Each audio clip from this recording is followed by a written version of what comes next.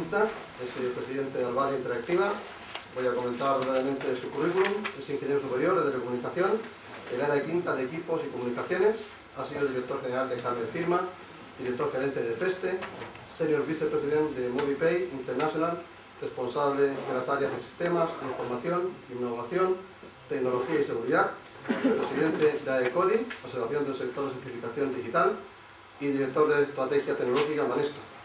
En Banesto además diseña en el año 1995 el primer sistema de banca virtual, banca electrónica de España, el primer TPV virtual y la primera autoridad de certificación.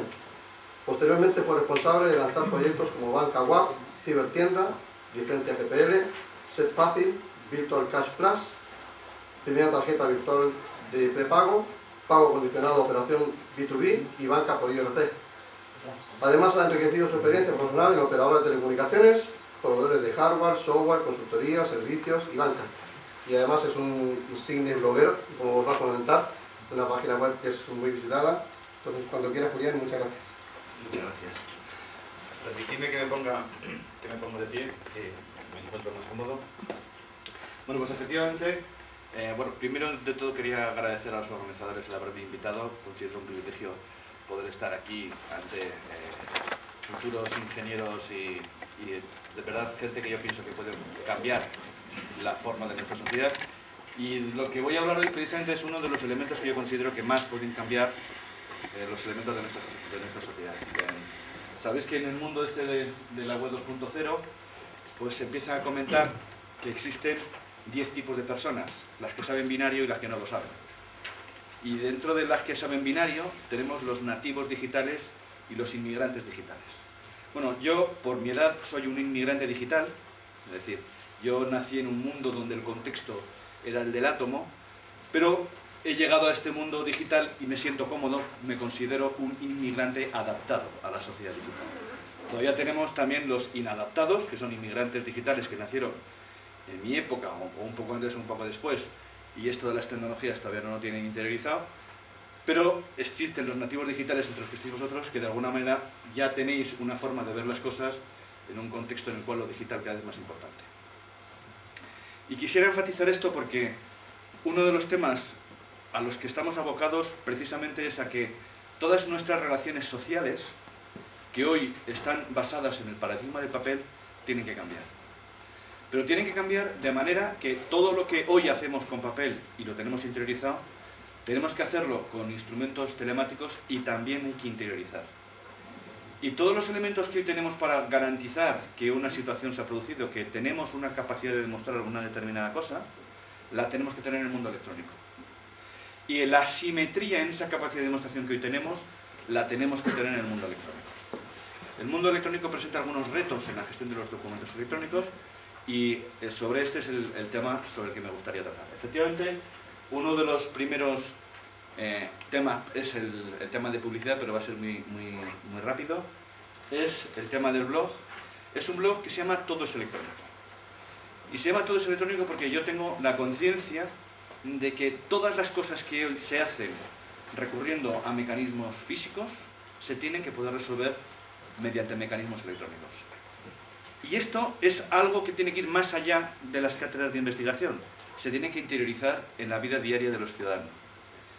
Afortunadamente en España estamos ahora en un momento dulce, porque se han publicado a lo largo del 2007 un montón de normas importantes, algunas de las cuales voy a mencionar, que no solamente nos ponen en la punta de lanza de la posibilidad de hacerlo, sino que nos ponen en el disparadero de la obligatoriedad de hacerlo. Hay algunos temas muy importantes, como por ejemplo la compulsa electrónica, que significa que desde estos momentos ya es posible convertir documentos en papel y viceversa, dando a los elementos traducidos al otro mundo la misma capacidad probatoria que tenían en el mundo del que procedían. Vamos a poder pasar documentos en papel al mundo electrónico y vamos a poder pasar documentos electrónicos al mundo de papel. Y van a tener valor probatorio, tanto unos como otros. Y esto se produce no solo porque la tecnología llega a un determinado nivel, sino porque también el marco jurídico en el que nos movemos lo permite. Esta seguramente va a ser una charla un poquitín especial dentro de las que vosotros estáis recibiendo porque tiene un componente jurídico importante. Y permitidme que os diga por qué creo que esto es significativo. Los tecnólogos estamos relativamente acostumbrados a recibir nuestras influencias de documentación que se elabora en muchos países del mundo con una predominancia de los países norteamericanos. Norteamérica pertenece a un contexto social y jurídico que tiene unas bases que se adentran en lo que se denomina common law, y esto implica países como Reino Unido, Australia, India, países que han estado bajo la dominación anglosajona. Esto es muy interesante porque sus modelos jurídicos han sido menos evolucionados que los que proceden del derecho romano, como es nuestro caso, que se basan mucho en la litigiosidad y que dependen menos de elementos de seguridad jurídica como la que en el entorno continental producen, por ejemplo, los notarios. Aunque hay determinadas profesiones jurídicas que a veces se cuestionan, yo que he estado colaborando en FESTE, que sabéis que es una fundación en la que participan notarios y corredores de comercio, he llegado a interiorizar bastante cuáles son las ventajas que tiene contar con un mecanismo jurídico que tiene seguridad preventiva, y tengo la sensación de que nuestro modelo jurídico es mucho más maduro y mucho más evolucionado que la del entorno anglosajón. Pero estos contextos sociales y legales, en definitiva, influyen también en la formación, en la interiorización de conceptos que tienen los ingenieros. Y por eso en muchas ocasiones los ingenieros españoles, o en general los ingenieros europeos, recibimos muchas influencias tecnológicas que esconden influencias jurídicas que dependen del contexto en el que se crean. Y por tanto, muchas veces estamos adoptando posiciones tecnológicas que en realidad imponen visiones jurídicas. Uno de los temas por los cuales yo estoy luchando es porque seamos conscientes de que nuestro entorno jurídico es no solamente tan avanzado como el anglosajón, sino más. Y que debemos contextualizar los desarrollos tecnológicos para poner en valor precisamente ese contexto jurídico, de manera que seamos los ingenieros españoles y europeos los que influenciemos a los del resto del mundo. Eso de alguna manera ya está pasando. Cuando en Europa se produce la directiva de firma electrónica, la directiva 93 del año 99, se crea un concepto que inicialmente parecía relativamente ambiguo, que no estaba soportado en ningún estándar, que es el concepto de firma electrónica avanzada y el subsecuente de firma electrónica cualificada. A raíz de ese planteamiento, que era un planteamiento jurídico, se define en un organismo de normalización cuál ha de ser la forma de codificar ese tipo de firmas especiales que la directiva y las leyes nacionales otorgan la equivalencia con la firma manuscrita. Y a raíz de eso se crean ciertos elementos que cualifican los certificados, se crean ciertos elementos que cualifican las firmas, de manera que una iniciativa derivada de una normativa europea finalmente se acaba convirtiendo en un estándar internacional que se empieza a seguir en países como Latinoamérica y Japón. ¿Por qué digo esto? Porque, en definitiva, el mundo del derecho y el mundo de la tecnología están muy vinculados, y los tecnólogos somos seguramente los que tenemos una responsabilidad mayor en hacer valer esa visión jurídica, esa visión social, de manera que nuestros desarrollos electrónicos, nuestros desarrollos telemáticos, tengan esa proyección internacional que un entorno jurídico maduro como el continental, como el europeo, merece. Es en ese contexto concreto en el que voy a comentar hoy precisamente cómo hacemos la convivencia del modelo de documentos en papel y el modelo de documentos electrónicos. Esto nos va a llevar a mencionar algunas cosas relacionadas con la firma electrónica y con unos pocos elementos claves de un modelo de arquitectura que, en mi opinión, permite resolver el 99% de los retos del mundo electrónico en relación con los derechos de las personas y su capacidad probatoria simétrica. Bueno, pues este blog, Todo es Electrónico, es de alguna manera la visión en la que voy recogiendo pues, estas ideas, muchas de ellas relacionadas con la firma electrónica, otras muchas relacionadas con la factura electrónica, que es una de las actividades que desarrollamos en Albalia de manera intensa en esta temporada, pero en elementos que desde mi punto de vista tienen muchísimo mayor proyección, como por ejemplo la ley de acceso electrónico de los ciudadanos a los servicios públicos, que definen un derecho de los ciudadanos y por tanto un deber de las administraciones públicas. Y un deber que se tiene que traducir en la digitalización de todos los procedimientos administrativos antes de una fecha clave, el 1 de enero del 2010. Esto implica que el 1 de enero del 2010, prácticamente mañana, todas las administraciones públicas tienen que deshacer su modelo de funcionamiento basado en el papel y rehacer un modelo de funcionamiento basado en entornos telemáticos que no deje desprotegidos a los analfabetos digitales, que dé una cobertura también, porque todos los ciudadanos tienen que ser capaces de ejercitar sus derechos en un contexto electrónico. Bueno, pues os invito a que echéis un vistazo al blog y pongáis comentarios, y discrepéis. Uno de los temas que nos gusta mucho a los blogueros es que la gente nos ponga comentarios. Y por desgracia, mi blog tiene muy pocos comentarios. Hay gente que me ha dicho que le amedranta algunos de mis posts. Yo tengo posts como todo el mundo, tengo posts buenos, tengo posts malos.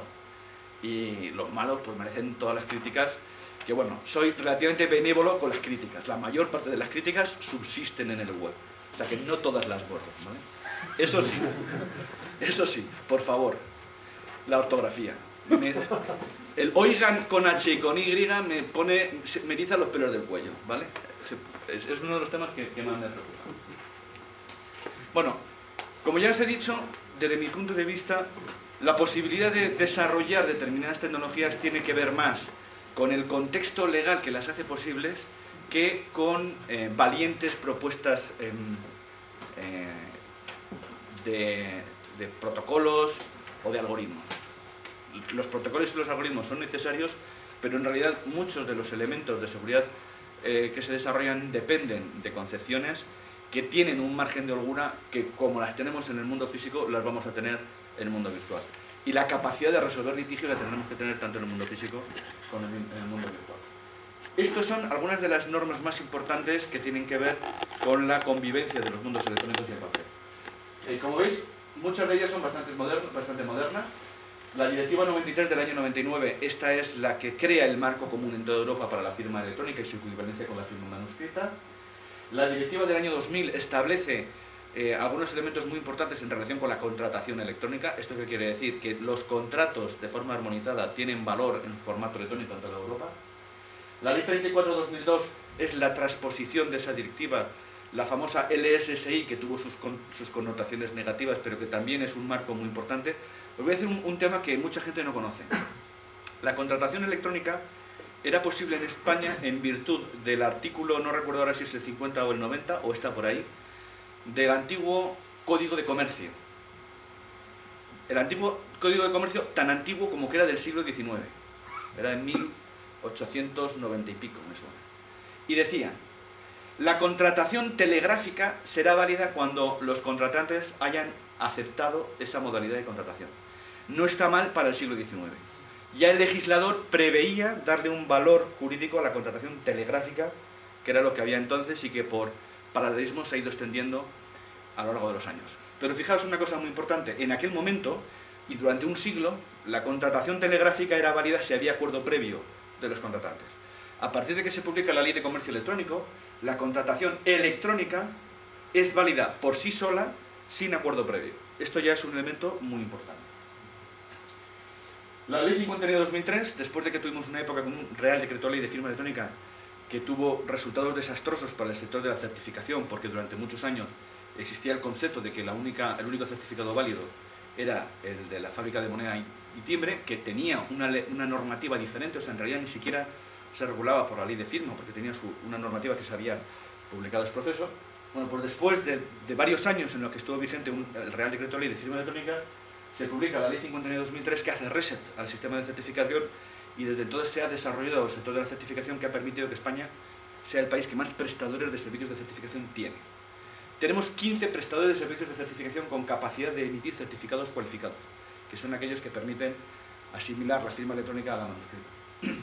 Si alguno de vosotros hace un curioso estudio estadístico y mira, por ejemplo, cuáles son los prestadores de servicios de certificación que están registrados en Internet Explorer o en Mozilla, en Firefox, va a ver que la mayor parte de prestadores de servicios de certificación son americanos, del orden de 16. Esos prestadores de servicios de certificación están especializados en certificados para el uso en SSL, Secure Sockets Layer, que es esta capa de comunicaciones que garantiza el cifrado entre extremos, pero que tiene un modelo de negocio que depende de que los servidores quieran adoptar esa modalidad de comunicación cifrada, y por lo tanto tiene un modelo de negocio relativamente directo. El segundo país que más prestadores de servicios de certificación tiene incluidos en los navegadores es España, que tiene del orden de 13. Es decir, una diferencia de 16 a 13, que no está mal, considerando la diferencia de países y considerando que además los prestadores de servicios de certificación española emiten certificados a personas. También los emiten para servidores, pero su core principal es que emiten certificados a personas, que tienen un modelo de negocio completamente distinto, mucho más costoso, con costes mucho mayores y con muchas menores probabilidades de ingresos. El siguiente país que más certificados tiene 3. y en esa categoría hay un montón de países. Yo no sé si esto es un elemento fiable de estadística, pero para mí demuestra que el desarrollo de la firma electrónica en España es ahora mismo uno de los más avanzados del mundo. Esto todavía lo creo de una manera, por otro indicador. Justo antes de Semana Santa se desarrolló en ETSI, en el organismo de normalización ETSI, lo que se denomina el CHADES Plug Test. CHADES es una modalidad de firma electrónica que ahora comentaremos, está basada en XML, y este CHADES Plug Test lo que pretendía era que proveedores de tecnologías de distintos lugares del mundo probaran cómo hacen firmas electrónicas con su software, cómo cumplen los estándares y cómo interoperan, es decir, cómo son capaces o no de validar firmas realizadas con otro software. Bueno, pues a este Plug Test, que se ha desarrollado otros años, y otros años pues ha tenido pues, del orden de 6, 7 prestadores apuntados, proveedores de tecnologías, en esta ocasión tenía del orden de 20 instituciones, de las cuales 12 eran españolas. Es decir, 12 proveedores de tecnología han desarrollado tecnología para hacer firmas electrónicas en un contexto en el que el total viene a ser más o menos de 20. Había ausencias, había ausencias a nivel internacional, pero también había ausencias a nivel español. Esto para mí también significa que el desarrollo de la firma electrónica está muy avanzado. Y bueno, creo que en general los españoles hicimos un buen papel en esas pruebas de interoperabilidad, junto con lo que se denomina, lo que podríamos considerar los líderes del sector, que ahora mismo sabéis que son la Universidad de Austria con variantes del software IAIK, que seguramente muchos de vosotros estáis utilizando en los proyectos. Una de las leyes más importantes es la Ley 11/2007. Esta ley establece la equivalencia funcional de determinado tipo de normativas, de documentos, la posibilidad de acceder a los registros telemáticos y la posibilidad de acceder a las notificaciones telemáticas. Estos son dos de los principales instrumentos de seguridad jurídica que existen en el sector público y los que permiten garantizar el ejercicio de derechos. La ley por sí sola es insuficiente, es necesario un plan de desarrollo de la normativa complementaria que extienda también estas normas a las administraciones públicas. Pero en cierto modo ya se habían producido avances significativos en España en la sociedad de la información y en la administración electrónica, y tenemos iniciativas como por ejemplo la Ordenanza de Administración Electrónica del Ayuntamiento de Barcelona y en general la mayor parte de los desarrollos de la Administració Oberta de Cataluña, que ha sido pionera en la adopción de tecnologías relacionadas con la firma electrónica y los documentos electrónicos. Aquí me gustaría hacer una mención a CATCER, que ha sido posiblemente una de las instituciones que más ha impulsado el desarrollo de muchas de las tecnologías de las que aquí solamente arrascaremos la superficie, pero que se están desarrollando en algunos de los grupos de estandarización internacionales, como por ejemplo en OASIS. La Ley 22 de 11 de julio es una ley que también se venía esperando desde algún tiempo, que permite la contratación electrónica en entornos financieros, por ejemplo seguros, apertura de cuentas en bancos. En general, este tipo de contratación es especial. Normalmente todas las normativas anteriores excluían la contratación de servicios financieros porque se supone que el usuario tiene que tener una protección especial. En este caso en concreto, el elemento más importante de esta normativa es el derecho de arrepentimiento del ciudadano de aproximadamente entre 7 y 10 días después de hecho un contrato, tiene la potestad de arrepentirse y de poder revertir la situación a un punto en el cual se considera que el contrato no se ha realizado. La Ley 30/2007 de 30 de octubre para mí es muy importante, desde luego en la actividad en la cual Albal Interactiva, mi empresa, estamos prestando los servicios, es especialmente importante. En esta normativa, que es una transposición de una directiva, se armoniza la contratación pública en toda Europa y en particular se impone en determinados supuestos la contratación pública electrónica. Esto implica que entornos de contratación como los contratos menores, los contratos negociados con publicidad o sin publicidad o las licitaciones en general se tienen que desarrollar de forma telemática en algunos contextos y además esta norma impone en su disposición adicional 9ª que la facturación electrónica en la contratación pública será obligatoria cuando las grandes empresas tengan que facturar a las administraciones públicas de la Administración General del Estado. Y esa obligatoriedad comienza el 1 de agosto de este año. Eso, desde luego, para empresas que nos dedicamos al desarrollo de soluciones de factura electrónica es muy interesante, porque esa obligatoriedad se supone que nos va a hacer aumentar la clientela. Por lo tanto, eso es una de las leyes que tengo marcadas en rojo porque verdaderamente me parecen muy prometedoras. Otra de las normas importantes, como veis, en el año 2007 ha habido una explosión de normativas tecnológicas En el año 2007, a finales, me parece que fue el 28 de diciembre, parecía una broma, se publica la Ley 56 de Medidas de Impulso de la Sociedad de la Información. Esta normativa tiene varias medidas muy interesantes, pero los dos primeros artículos son de especial relevancia. En el primero se establece la obligatoriedad de que los organismos públicos de las comunidades autónomas y del Estado desarrollen planes de impulso de la factura electrónica. Pensad que lo importante de la factura electrónica no es en sí la propia factura, sino que se considera que la factura electrónica es un indicador de la adopción de otras tecnologías, entre las que están los sistemas de ERP, los Enterprise Resource Planning, la planificación de recursos de empresa, que implica unos niveles de gestión de eficiencia de los procesos que hace que el uso de las tecnologías verdaderamente redunde en la competitividad de las empresas. Bueno, pues aparte de esta obligatoriedad para desarrollar más medidas de impulso de la factura, yo creo que estos años ha habido muchas, en el artículo segundo se establece la obligatoriedad de que las grandes empresas dispongan de mecanismos de contratación basados en firma electrónica, entre los cuales tiene que haber como mínimo los de derecho de acceso, cancelación, oposición y modificación de los datos personales que están vinculados con la ley LOPD. Es decir, que las propias empresas privadas, las grandes empresas, están obligadas a disponer de mecanismos de interlocución con sus usuarios basados en la firma electrónica. Como veis, tanto en el ámbito de las administraciones públicas como en el ámbito del sector privado, la obligatoriedad de utilizar la firma electrónica va más lejos que el hecho de que una determinada tecnología esté más o menos madura. Y luego hay una norma que también considero importante. Es una norma aparentemente menor en el contexto, porque es el Real Decreto 1553 del año 2005. También se publicó el 28 de diciembre, o sea, la que os he comentado, la Ley de Contratos del Sector Público, es del 28 de diciembre, pero se publicó el 30. Esta normativa, este Real Decreto, es del 23 de diciembre, pero se publicó el 28 de diciembre, y es la norma que define el DNI electrónico.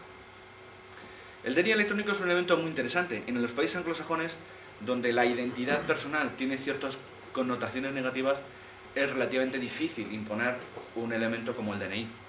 De hecho, ahora el Reino Unido se está planteando dar estos elementos de identidad a sus ciudadanos y está teniendo el rechazo del que en su día denigró este tipo de técnicas.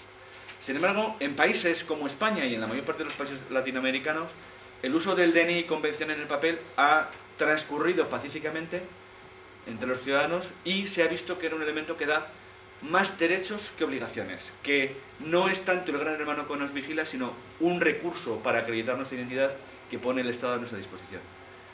En esto hay una anécdota muy interesante que me comentó el comisario Mauricio Pastor, que durante un tiempo fue responsable del proyecto del DNI electrónico, y es que en un momento dado la policía española detectó que los antiguos DNIs españoles, los azulitos que iban con la huella dactilar, se estaban utilizando en algunos países en los que entraron los nacionales españoles para fotocopiar o escanear el DNI que tenía datos de la huella biométrica, con lo cual se asignaba a los ciudadanos españoles la misma categoría que los delincuentes que eran en esos países de los únicos de los que tenía la huella dactilar. Cuando la policía española detectó ese tipo de medidas, promovió un cambio en el DNI, de manera que ya no figuraba más la huella dactilar en el propio DNI. Mucha gente en un momento dado detectó que los nuevos DNI no tenían la huella dactilar, pero muy poca gente sabe cuál era el motivo de todo esto. Esto de alguna manera también te indica que verdaderamente la policía es una policía moderna, que está pensando en los derechos de los ciudadanos, aunque por supuesto tenga que intervenir en elementos de tipo delictivo. Desde este punto de vista, una de las grandes ventajas que tenemos los españoles es que el DNI electrónico es algo que puede convivir perfectamente con el concepto de DNI convencional, que no genera problemas por parte de los ciudadanos, sino que más bien se percibe como un mundo de ventajas que en otros países es relativamente difícil de lograr. Un amigo me comentaba que en el Reino Unido, para poder comprar un teléfono móvil en la modalidad de contrato, él, que además era español, que es el que no vivía, que no llevaba tiempo viviendo allí, tuvo que pedir un informe a una empresa de aseguramiento de identidades, que como no tenía datos suyos, pues no informó positivamente, porque no tenía una historia en el Reino Unido, y al final finalmente se tuvo que comprar un teléfono de estos de prepago, porque no hubo manera de conseguir que le dieran un teléfono de contrato, porque le era muy difícil acreditar su identidad. Eso en España te lo da directamente el DNI electrónico o cualquiera de las variantes como el NIE. Es decir, muchas veces no somos conscientes de la importancia que tiene el poder acreditar la identidad, y cuando te encuentras en países en donde no es posible, pues te das cuenta que verdaderamente en esos países sí se está imponiendo el gran hermano. Porque el hecho de que una empresa privada sea la que te tenga que decir si una persona es o no de confianza, me parece a mí mucho más grave que sea un organismo del Estado donde se pueden crear medidas de control y de supervisión, tenga funciones de este tipo. De manera que yo soy, como se puede apreciar, uno de los grandes defensores del DNI. Y como vayamos a este ritmo, no vamos a acabar el planteamiento. Bueno, hay una serie de medidas que sí me gustaría que las tuvierais, porque si tenéis tiempo me gustaría que os leyerais todas estas leyes que son tremendamente interesantes.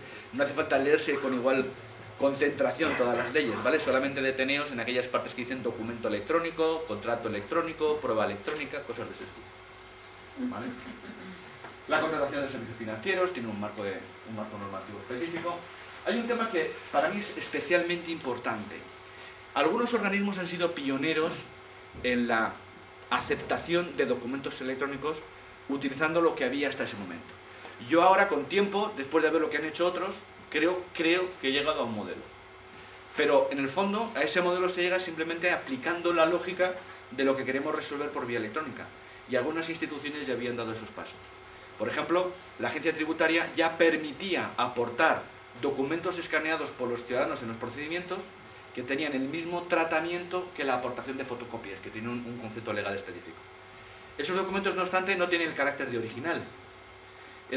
Eventualmente, en caso de que la persona que tramitara el expediente electrónico considerara que había dudas razonables de que la versión digital fuera a corresponderse exactamente con un documento en papel, podía solicitar el documento en papel como una aportación posterior. Pero no está mal.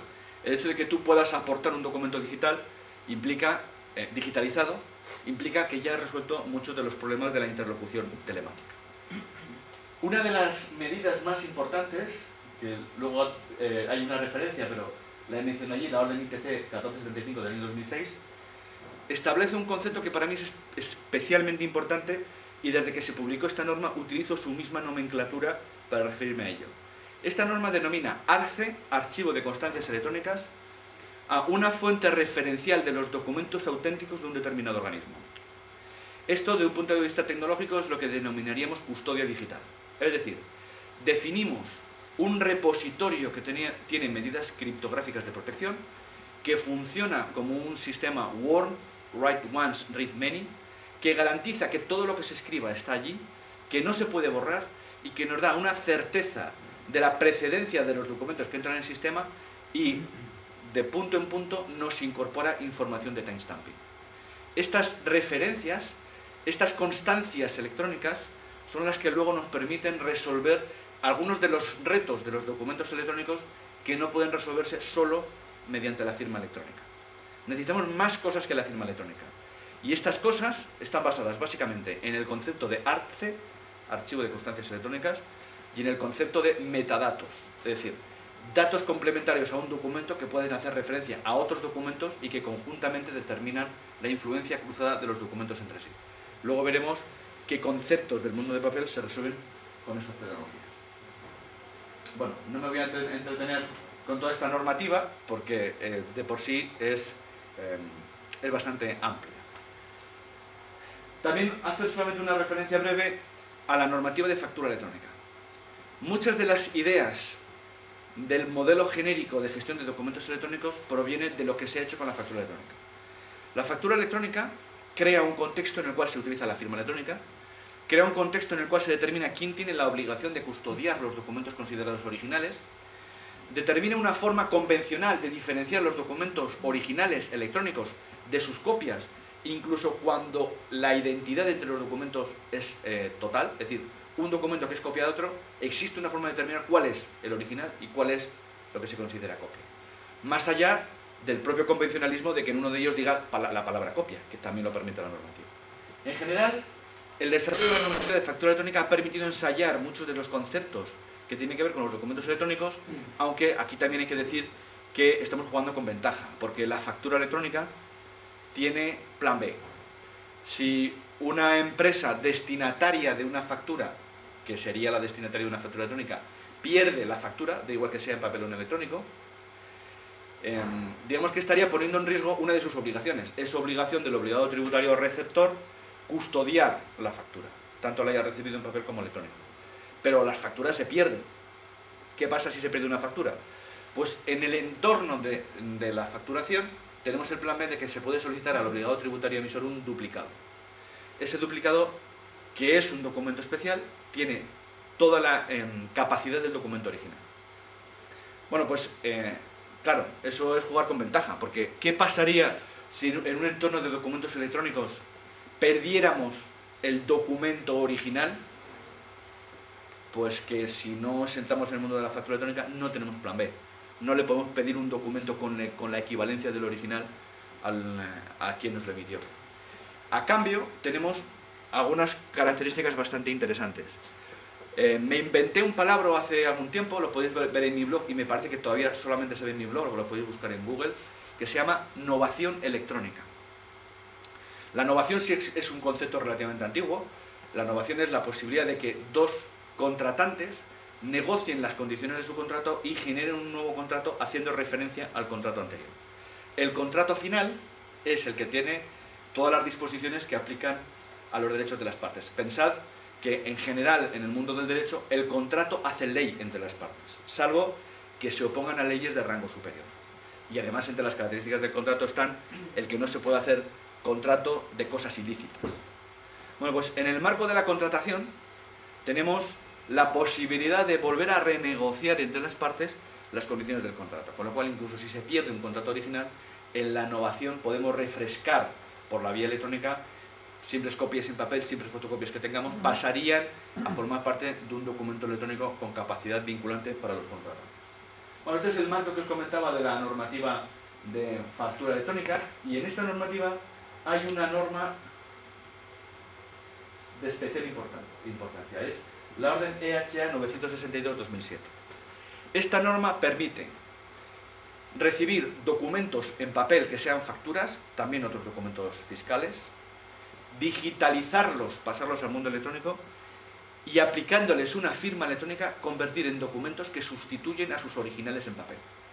Un documento procesado de esta forma se dice que ha tenido un procesado de digitalización certificada. El proceso de digitalización certificada implica una homologación por parte de la agencia tributaria del software que debe cumplir dos características especialmente importantes. Por un lado, generar documentos firmados electrónicamente, que pueden ser PDFs firmados, incluir en esos documentos ciertos metadatos, entre los cuales está el código de homologación del software que se utiliza, y proteger la base de datos resultante con técnicas criptográficas equivalentes a la firma electrónica. En realidad, volvemos de nuevo al ARCE, volvemos de nuevo al sistema de constancias electrónicas que permite garantizar que los documentos no se modifican. Bueno, aquí os he comentado que había un par de artículos importantes en relación con la ley de medidas de impulso.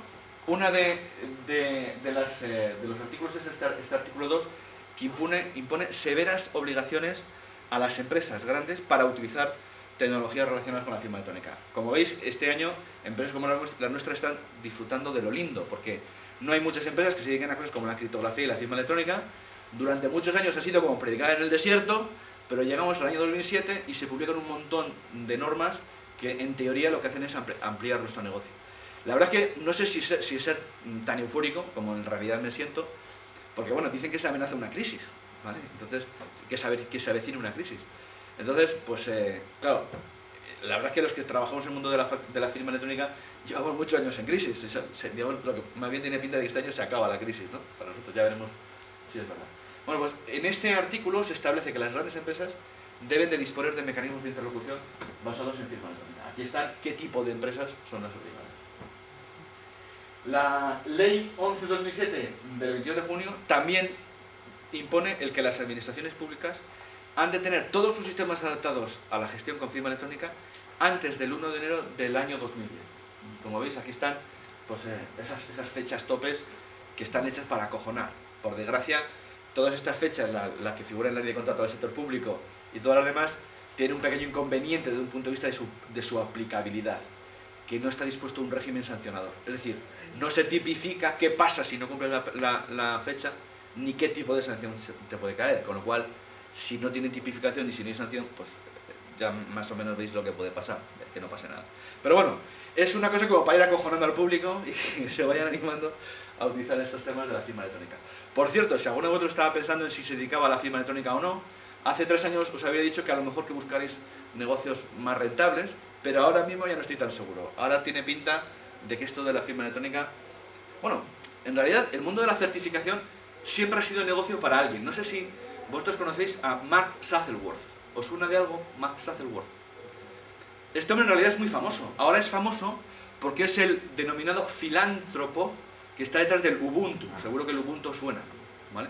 Bueno, pues este hombre ha pasado a ser filántropo porque ganó una pasta cuando vendió su empresita de certificación de Sudáfrica, que se llamaba Taute, a VeriSign. Era la época de la burbuja.com y vino muy bien porque gracias a los ingresos que le produjo aquella venta, sabéis que hoy en día Taute sigue estando en la órbita de VeriSign, compiten como dos marcas dentro de un modelo de negocio que ya se ha comprobado que funciona pues, en otros mercados. Y este hombre, con la pasta que se levantó, se hizo, digamos, el primer elemento por el que se hizo famoso porque fue el segundo turista espacial, primer africano en el espacio. Los turistas espaciales, sabéis que hasta la fecha solamente ha habido 3, el último era biólogo, había ganado dinero con los temas de biología, como nuestra actual ministra de Innovación, o sea que eso de la biología también parece bastante prometedor. Pero este hombre en concreto ganó dinero con temas de cifrado y firma electrónica. Yo, que me dedicaba a más o menos las mismas cosas, más o menos por la misma época, pues vi con bastante envidia como de verdad había gente que había podido ganar dinero con esto de la certificación. Bueno, pues ya sabéis que uno puede llegar a viajar al espacio si trabaja en el mundo de la certificación digital. Si alguien está pensando en plantearse una carrera, pensad que esto puede llegar a ser prometedor con arreglo a toda esta normativa que se está produciendo. Bueno, las normativas es algo que rara vez os habrán contado. Parece más bien destinado a las facultades de Derecho. A mí me parece especialmente relevante que estas normativas las conozcan los ingenieros.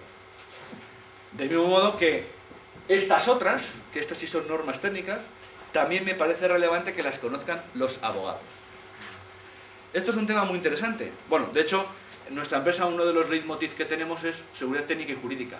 Y tenemos una rara mezcla de personas que trabajan en ella, que algunos son abogados con perfil tecnológico y otros son tecnólogos a los que también les intentamos inculcar temas de derecho, porque al final yo considero que ambos mundos tienen que colaborar de manera estrecha. Por cierto, el día 10 de junio se celebra el 5º foro de las evidencias electrónicas. También es un foro en el que convergemos juristas y tecnólogos. Se celebra como en todos los años en el Hotel Rich y la inscripción es gratuita. Todavía no hemos puesto la página de inscripción, pero en breves días pondremos el tema por si alguien se anima a juntarse con abogados de todo tipo de realidad. ¿Sabéis todos los chistes de abogados que dicen que un abogado... bueno, creo que ¿qué hacen 10 abogados en el fondo del mar? Pues hacen un buen principio, ¿vale? Son chistes de abogados que, bueno, lo entienden mejor los abogados. Nosotros entendemos mejor eso de hay 10 tipos de personas, las que saben binario y las que no lo saben, ¿no? Esos son más chistes fríos. Bueno, todas estas normas son normas que tienen que ver con el despliegue de tecnologías de certificación y firma electrónica. Son normas de tipo técnico, algunas se desarrollan en marcos europeos, como todas estas normas de aquí que se desarrollan en ETSI, y otras han llegado al IETF, el Internet Engineering Task Force, y por lo tanto están influenciando los desarrollos tecnológicos en todo el mundo. Son normas bastante importantes y en algunas de ellas me voy a detener un poco más. Bueno, la verdad es que se puede hablar bastante de todas estas cosas. Este es el resumen del modelo, que no me voy a entretener en todo él, pero os voy a dar algunas claves de lo que considero que es necesario hacer para la convivencia de los mundos, del mundo electrónico y del mundo del DNI electrónico. Ya he hecho algunos comentarios.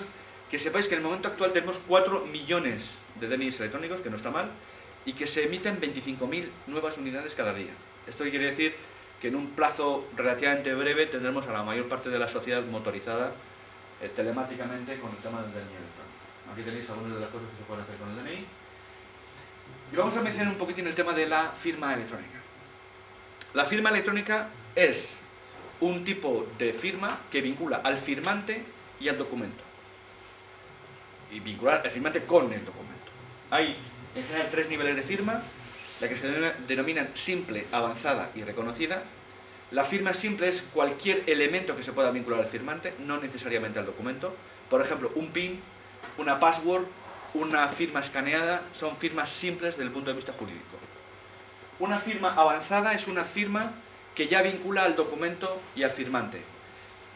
Aunque la normativa intenta ser neutra tecnológicamente, claramente se refiere a una firma que utiliza criptografía de clave pública.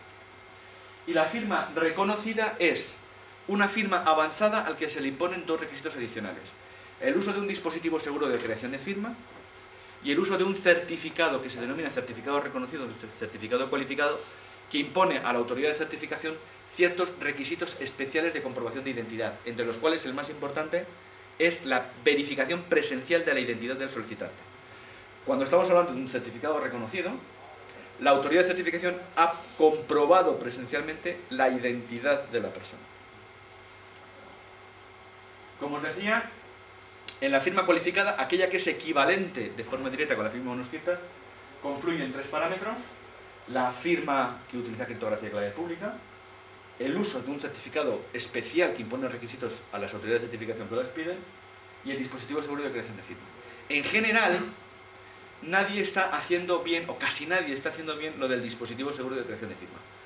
Muchos estamos considerando que el Windows es un dispositivo seguro de creación de firma, y podría llegar a serlo. Hay una versión concreta de Windows Server 2003, configurada de tal manera que se capan una serie de servicios del Windows, y que ha superado la certificación como un criterio EAL4+. Es decir, se considera un dispositivo seguro de creación de firma. Pero esa configuración de ordenador no es algo que nos podamos llevar en el día a día para hacer transacciones. En general, un ordenador normal de casa que no utilice otras técnicas criptográficas basadas en hardware no se puede considerar dispositivo seguro de creación de firma. Esto implica que, en general, firmas hechas con el certificado de Ceres descargado de Internet y sin hardware no son firmas electrónicas cualificadas. Ni cualquier otra que se instale por vía software, a través de un PKCS2. Sin embargo, sí lo serían aquellas firmas que tengan su origen en una tarjeta chip.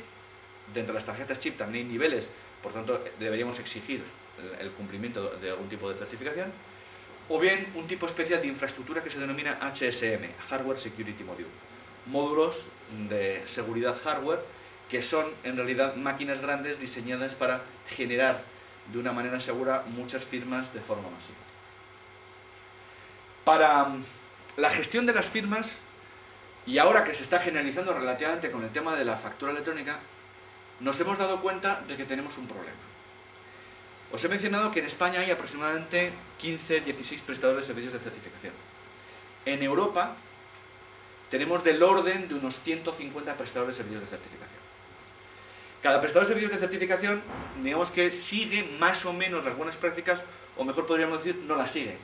Y nos encontramos con que es relativamente habitual que en un certificado no se codifique la fuente OCSP, no se codifique la fuente CRL. La CRL es más habitual que se codifique. Con lo cual, en muchas ocasiones, si tú quieres ver cómo se pueden comprobar la validez de los certificados de un determinado prestador, no te queda más remedio que brujulear por su página web, leértela y ver si con un poco de suerte hay información de cómo comprobar los certificados.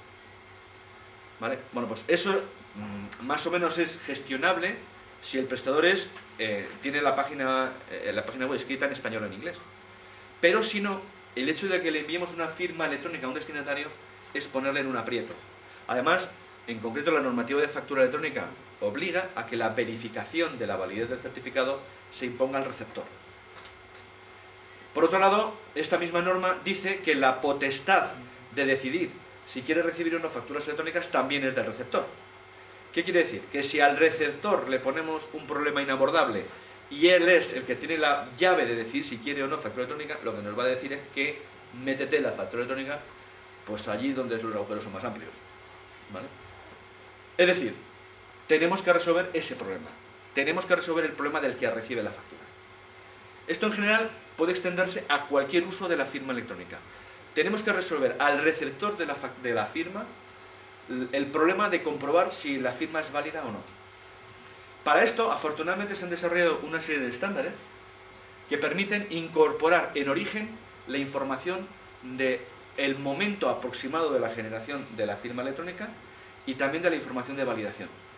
Y es muy importante que se haga en origen, porque normalmente el firmante sabe cuál es el prestador de servicios de certificación que emitió el certificado con el que va a firmar. Normalmente estará en su idioma. Normalmente, incluso aunque el prestador no actúe en el marco de las mejores prácticas, pero es bastante probable que sepa donde codifica ese prestador su servicio CRL o CSP. Por lo tanto, nosotros propugnamos desde hace algún tiempo la utilización de firmas completadas en origen. ¿Cómo funciona esto? Tengo una transparencia que lo dice un poquito más. Un servicio de timestamping lo que nos garantiza es que un determinado documento firmado, del cual se calcula el hash se calcula sobre el documento total que incluye la firma, y esto es lo que se envía al servicio de timestamping. Lo que nos dice el timestamping es que el documento firmado existía con anterioridad a un momento dado, aquel que figura en la fuente de tiempo. En un momento posterior a ese timestamping, accedemos a la información de revocación del certificado. Si el certificado no estaba revocado en un momento posterior, quiere decir que tampoco estaba revocado en un momento anterior, que fue cuando se hizo la firma electrónica. Si toda esta información la ponemos en origen, estamos generando evidencias electrónicas de forma que el destinatario, solo con comprobar la estructura de que la firma tiene esas características, se exonera de la responsabilidad de tener que buscar esa información en el prestador de servicios de certificación. Si conseguimos que todo el mundo genere firmas completas en origen, eliminamos el problema de los destinatarios. Los destinatarios, el único problema que tienen en ese caso es comprobar la estructura de la información que les viene, porque todo el resto de evidencias electrónicas ya va incluida en el interior. Para eso necesitamos cosas como la información de revocación que se da con los servicios como el CRL o el OCSP.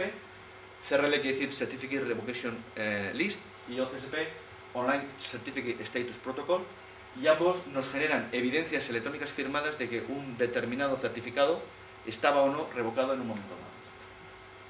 El siguiente tiempo ya os he comentado cómo funcionaba, y todo esto tiene que ver en el marco del desarrollo de la firma electrónica de los grupos de estandarización. Aquí se mencionan varias normas que tienen que ver, por un lado, las que aplican a las autoridades de certificación, las que aplican a los firmantes y las que aplican a los terceros que confían en los certificados. Veis que en este modelo general todavía se impone la comprobación del timestamping al tercero que confía en el certificado.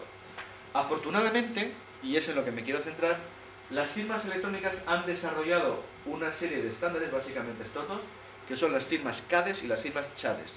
Las firmas CADES son aquellas basadas en el Certificate Message Syntax, básicamente un PKCS7 evolucionado, y las firmas CHADES son las que están basadas en firmas XML. Tanto unas como otras permiten hacer una serie de firmas que van desde las avanzadas a las completas y a las de archivo, de las cuales voy a hacer una pequeña referencia. En general, las firmas electrónicas, hay más modelos, podríamos hablar de SMIME, podríamos hablar de más cosas, pero en general, las firmas se pueden codificar en formato PKCS7 o CMS, se pueden codificar en PDF, que en realidad utiliza elementos del PKCS7 dentro del PDF, se pueden codificar en EDIFACT, que en realidad utiliza elementos de PKCS7 dentro de EDIFACT. En el fondo, uno de los elementos básicos de la firma es el PKCS1, que es el cálculo criptográfico del componente firma, aquel que se hace con la operación del hash y de la clave privada. Sea cual sea el mecanismo que utilicemos para codificar la firma, estaremos utilizando el PKCS1. Y finalmente el XML, que es hoy por hoy el entorno más prometedor en cuanto al desarrollo de las tecnologías de firma y que está también desarrollando bastante tecnología. Estas dos normas que os he mencionado, la TS101-733 y la TS101-903, han pasado a ser mencionadas en algunas de las normas legales que os he comentado. Para mí, esto es también una pequeña reivindicación personal. Yo me considero un apóstol de esto de las firmas completas y llevo predicándolas unos cuantos años. Y bueno, el conseguir que en algunas normas concretas se mencionen normas técnicas para que las firmas que se utilicen, pues utilicen esas modalidades, para mí ya es un triunfo.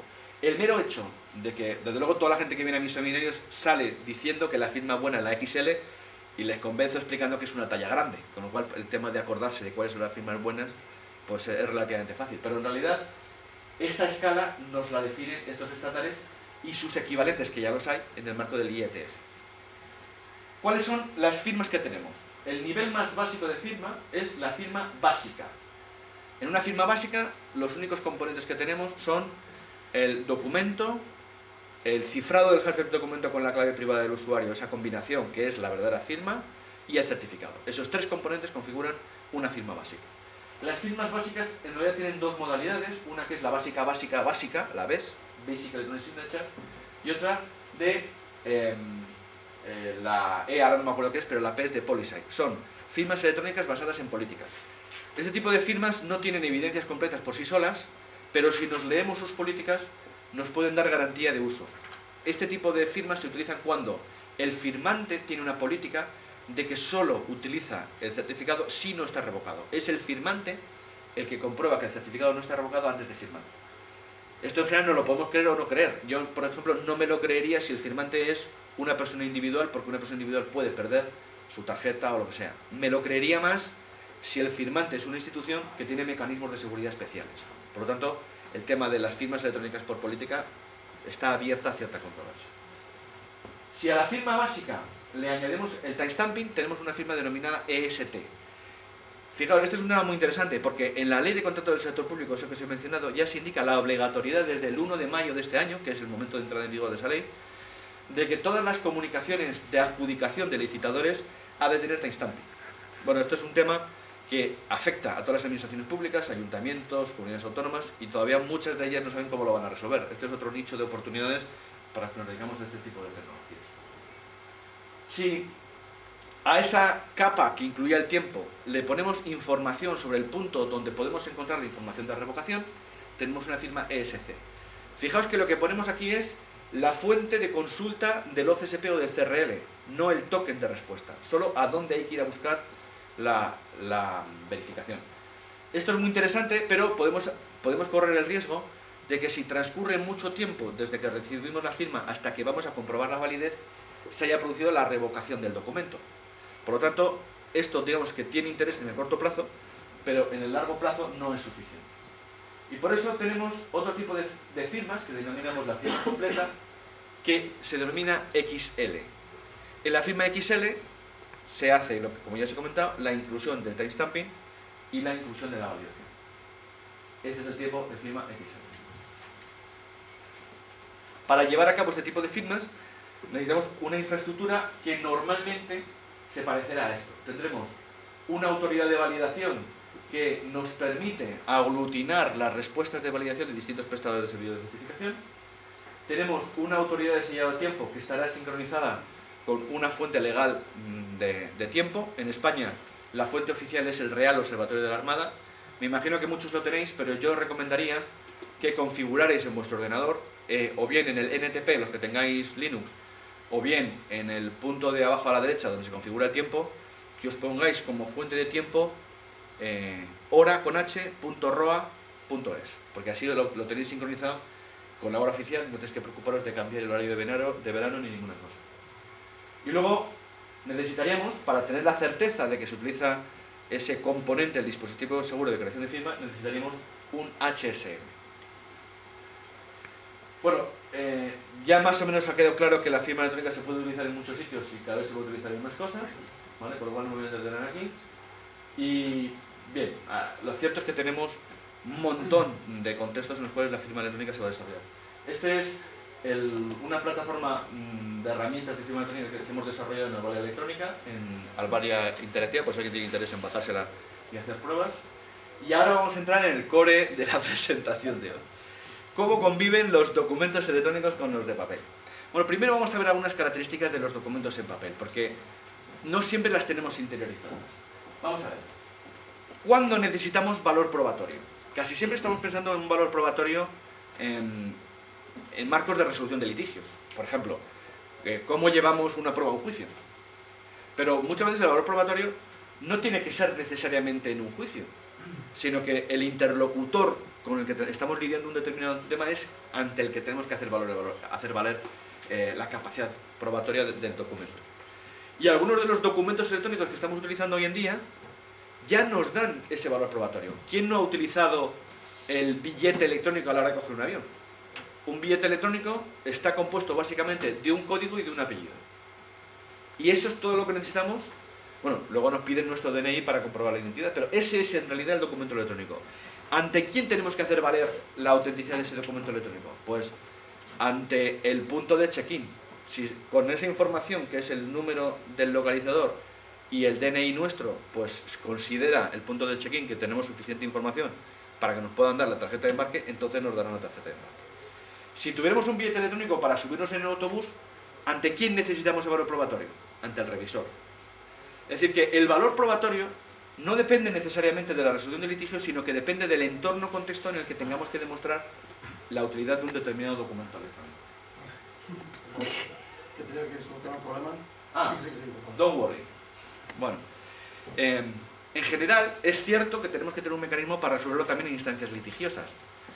La forma en la que utilizaríamos la resolución en instancias litigiosas sería con un localizador al documento electrónico y el indicador de la fuente referencial de la autenticidad. Fijaos que es posible tener documentos electrónicos auténticos sin firma electrónica, simplemente haciendo referencia a la fuente de la autenticidad.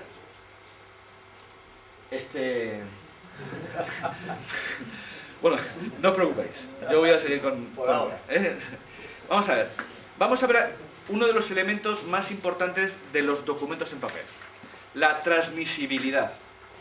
¿Cómo hacemos que un documento sea transmisible de una persona a otra? Este es un problema típico con el dinero en papel y que ya se ha resuelto con el dinero electrónico. Si supongamos que el dinero electrónico fuera algo tal como un fichero. Si yo tengo ese fichero, que representa, por ejemplo, un billete de 1000, y se lo doy a una persona, ese fichero, esa persona tiene el billete de 1000.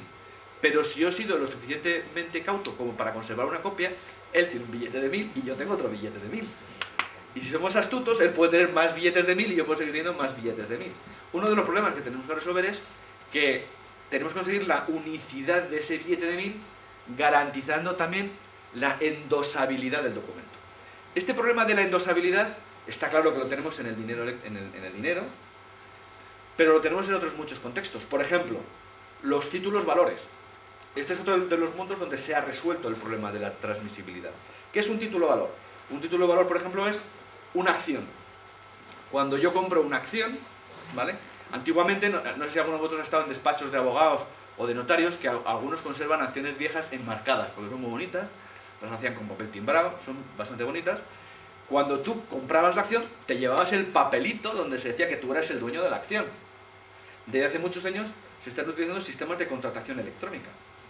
¿Cómo se está gestionando hoy la endosabilidad de las acciones? Pues en el fondo con el mismo mecanismo con el que se está gestionando el dinero electrónico.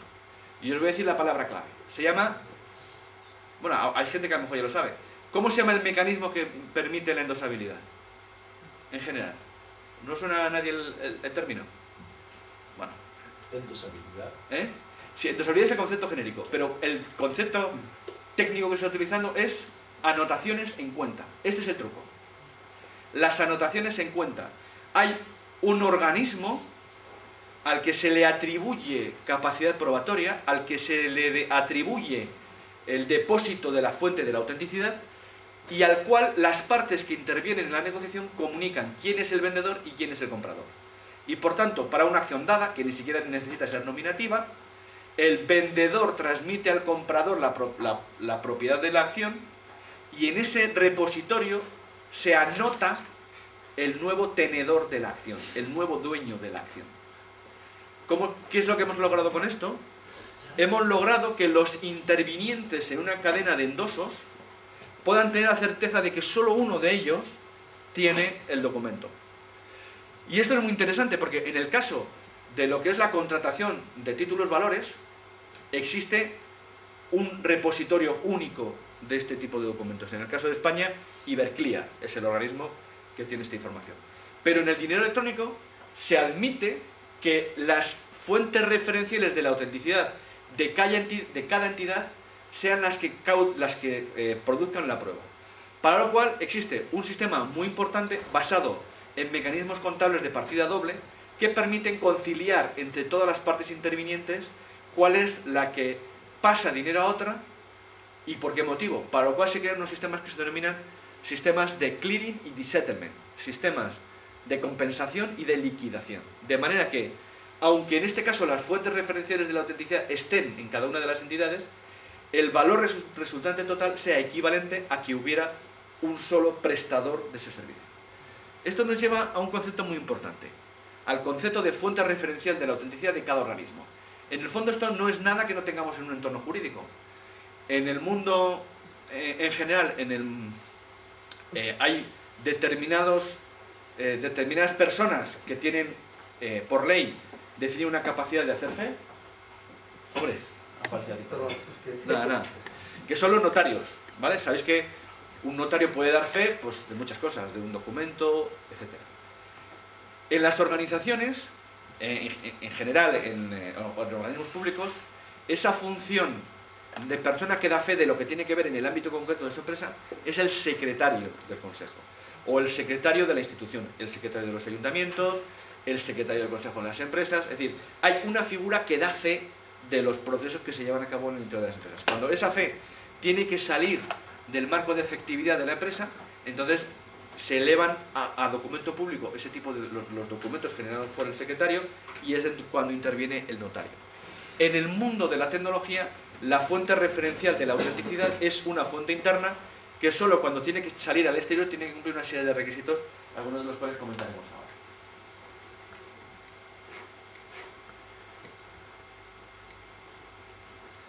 Bueno, vamos a aquí donde me había quedado. Otros elementos de la autenticidad. Uno de los elementos de la capacidad probatoria es cuando una entidad lo expide para que surta efecto en otra. Por ejemplo, el título. La entidad que expide el título, que nos lo da a nosotros, nos permite eventualmente que podamos colegiarnos. La expedición del título lo hace una entidad que tiene potestad para ello. El titular de ese documento somos nosotros, y ese documento es el que nos da derecho en determinados organismos, pues, por ejemplo, para llevar a cabo cosas para lo que sea necesario ese documento. Otro de los casos concretos, por ejemplo, sería un billete de lotería. Fijaos, un billete de lotería es una cosa muy curiosa. Antes de la fecha de celebración del sorteo, el valor del billete de lotería es el valor facial.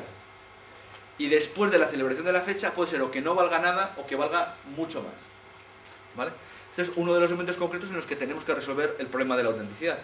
¿Cómo podemos garantizar que un billete electrónico, un décimo electrónico, tenga valor probatorio? Porque claro, algunos de los elementos que serían deseables es que ese documento fuera transmisible. Y sería bueno que ese documento fuera transmisible antes del sorteo y después del sorteo. ¿Qué tipo de problemas tecnológicos tenemos que resolver para que un billete de lotería, que sabemos cómo funciona en el mundo físico, funcione en el mundo virtual? Y luego, por supuesto, la capacidad probatoria tiene que llevarse a cabo en la resolución de la litigio. Solo se considera que la multa tiene efecto cuando se nos notifica. Si bien en algunos casos la notificación puede ser presunta. Si la instancia administrativa ha tenido varios intentos de comunicación de la multa y no lo ha logrado, en un dado se publica en el boletín oficial y se presume, por el mero hecho de su publicación, que el destinatario ha de considerarse notificado. Esto es absolutamente arbitrario y, en mi opinión, debería cambiarse en un entorno tecnológico. Porque, aunque sigue siendo necesario un mecanismo que, de forma arbitraria, haga considerar como notificado un determinado evento, los mecanismos que se inventaron en el siglo antepasado no valen para la época del Google.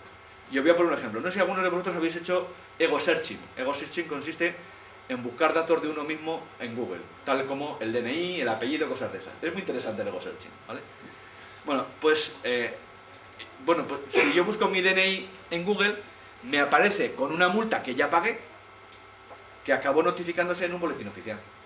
¿Por qué demonios se tiene que enterar nadie de que mi vinculación con mi DNI es una multa? Yo habré hecho cosas más interesantes que una multa para ser conocido, que no ese tema. Entonces, eso nos crea un elemento muy importante.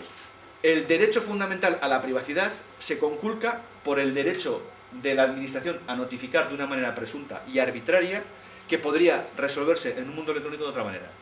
Yo lo que propugno es un sistema de direcciones únicas de notificaciones, que parece ser que actualmente la idea del Ministerio de Administraciones Públicas también podría ir en esta dirección, que consiste en que cada ciudadano tiene una dirección única de notificaciones vinculada a su DNI. Y cuando se ha de considerar notificado cualquier tipo de evento, se comunica a esa especie de buzón que le otorga el Estado. Él se conectará o no se conectará a ese buzón, para lo cual lo puede hacer o bien con su DNI electrónico, o bien con ayuda de un funcionario habilitado para ello en puestos especiales donde él pueda acceder a esa información. Que ya digo, accederá o no accederá, lo mismo que hoy accede o no accede al BOE. Pero a él se le considera arbitrariamente notificado por el mero hecho de publicar esa información allí. De todas maneras, eso será mucho mejor que no que lo indexe el Google y que salga nuestro DNI vinculado pues, a actividades que no queremos que se conozcan, que por tanto están en el ámbito de la privacidad que se debe conocer. Otro de los elementos del documento son las atribuciones. Por ejemplo, lo que he comentado del título. Quien expide títulos tiene atribuciones para expedir títulos. Quien expide un billete de lotería tiene ciertas atribuciones para expedir. Luego, la potestad del organismo emisor es uno de los elementos importantes de los documentos electrónicos. Esto también se traduce en el mundo del documento electrónico. Los efectos. Algunos de los efectos son claros. Por ejemplo, los títulos valores, los títulos cambiarios. Los títulos cambiarios son las letras y los pagarés. Estos producen efectos económicos. Otros producen obligaciones. Por ejemplo, un contrato. Un contrato es un documento electrónico que produce derechos y obligaciones para ambas partes, que son contraprestaciones mutuas. Luego, ese es un elemento, el elemento de los efectos especialmente importante. Y el marco temporal. El marco temporal puede ser indefinido, es una modalidad de marco temporal, pero normalmente se acota con un origen, un momento en el que se inicia el derecho y un momento en que finaliza, o que no finaliza, o que se renueva, ¿vale? Dentro de los documentos podemos distinguir los que están vinculados a una identidad o los que no. Los que están vinculados a una identidad son lo que podemos denominar los nominativos. Los contratos son nominativos, los títulos de identidad son nominativos, pero hay otros que son al portador. Por ejemplo, un billete de avión es nominativo y un billete de autobús es al portador. Un documento al portador es endosable, lo podemos entregar a otro y puede hacer igual uso de él que si fuéramos nosotros.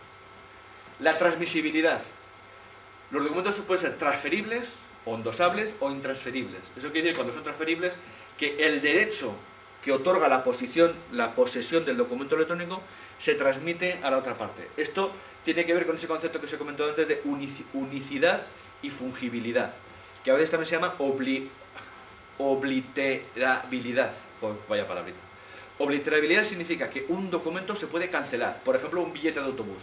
Un billete de autobús, antes de usarlo, es un billete que nos otorga el derecho a montarnos en el autobús. Una vez que hacemos uso de ese derecho a montarnos en el autobús, ese billete se oblitera, deja de tener uso. El caso más intuitivo de la obliteración eran los antiguos bonobuses o el billete de metro.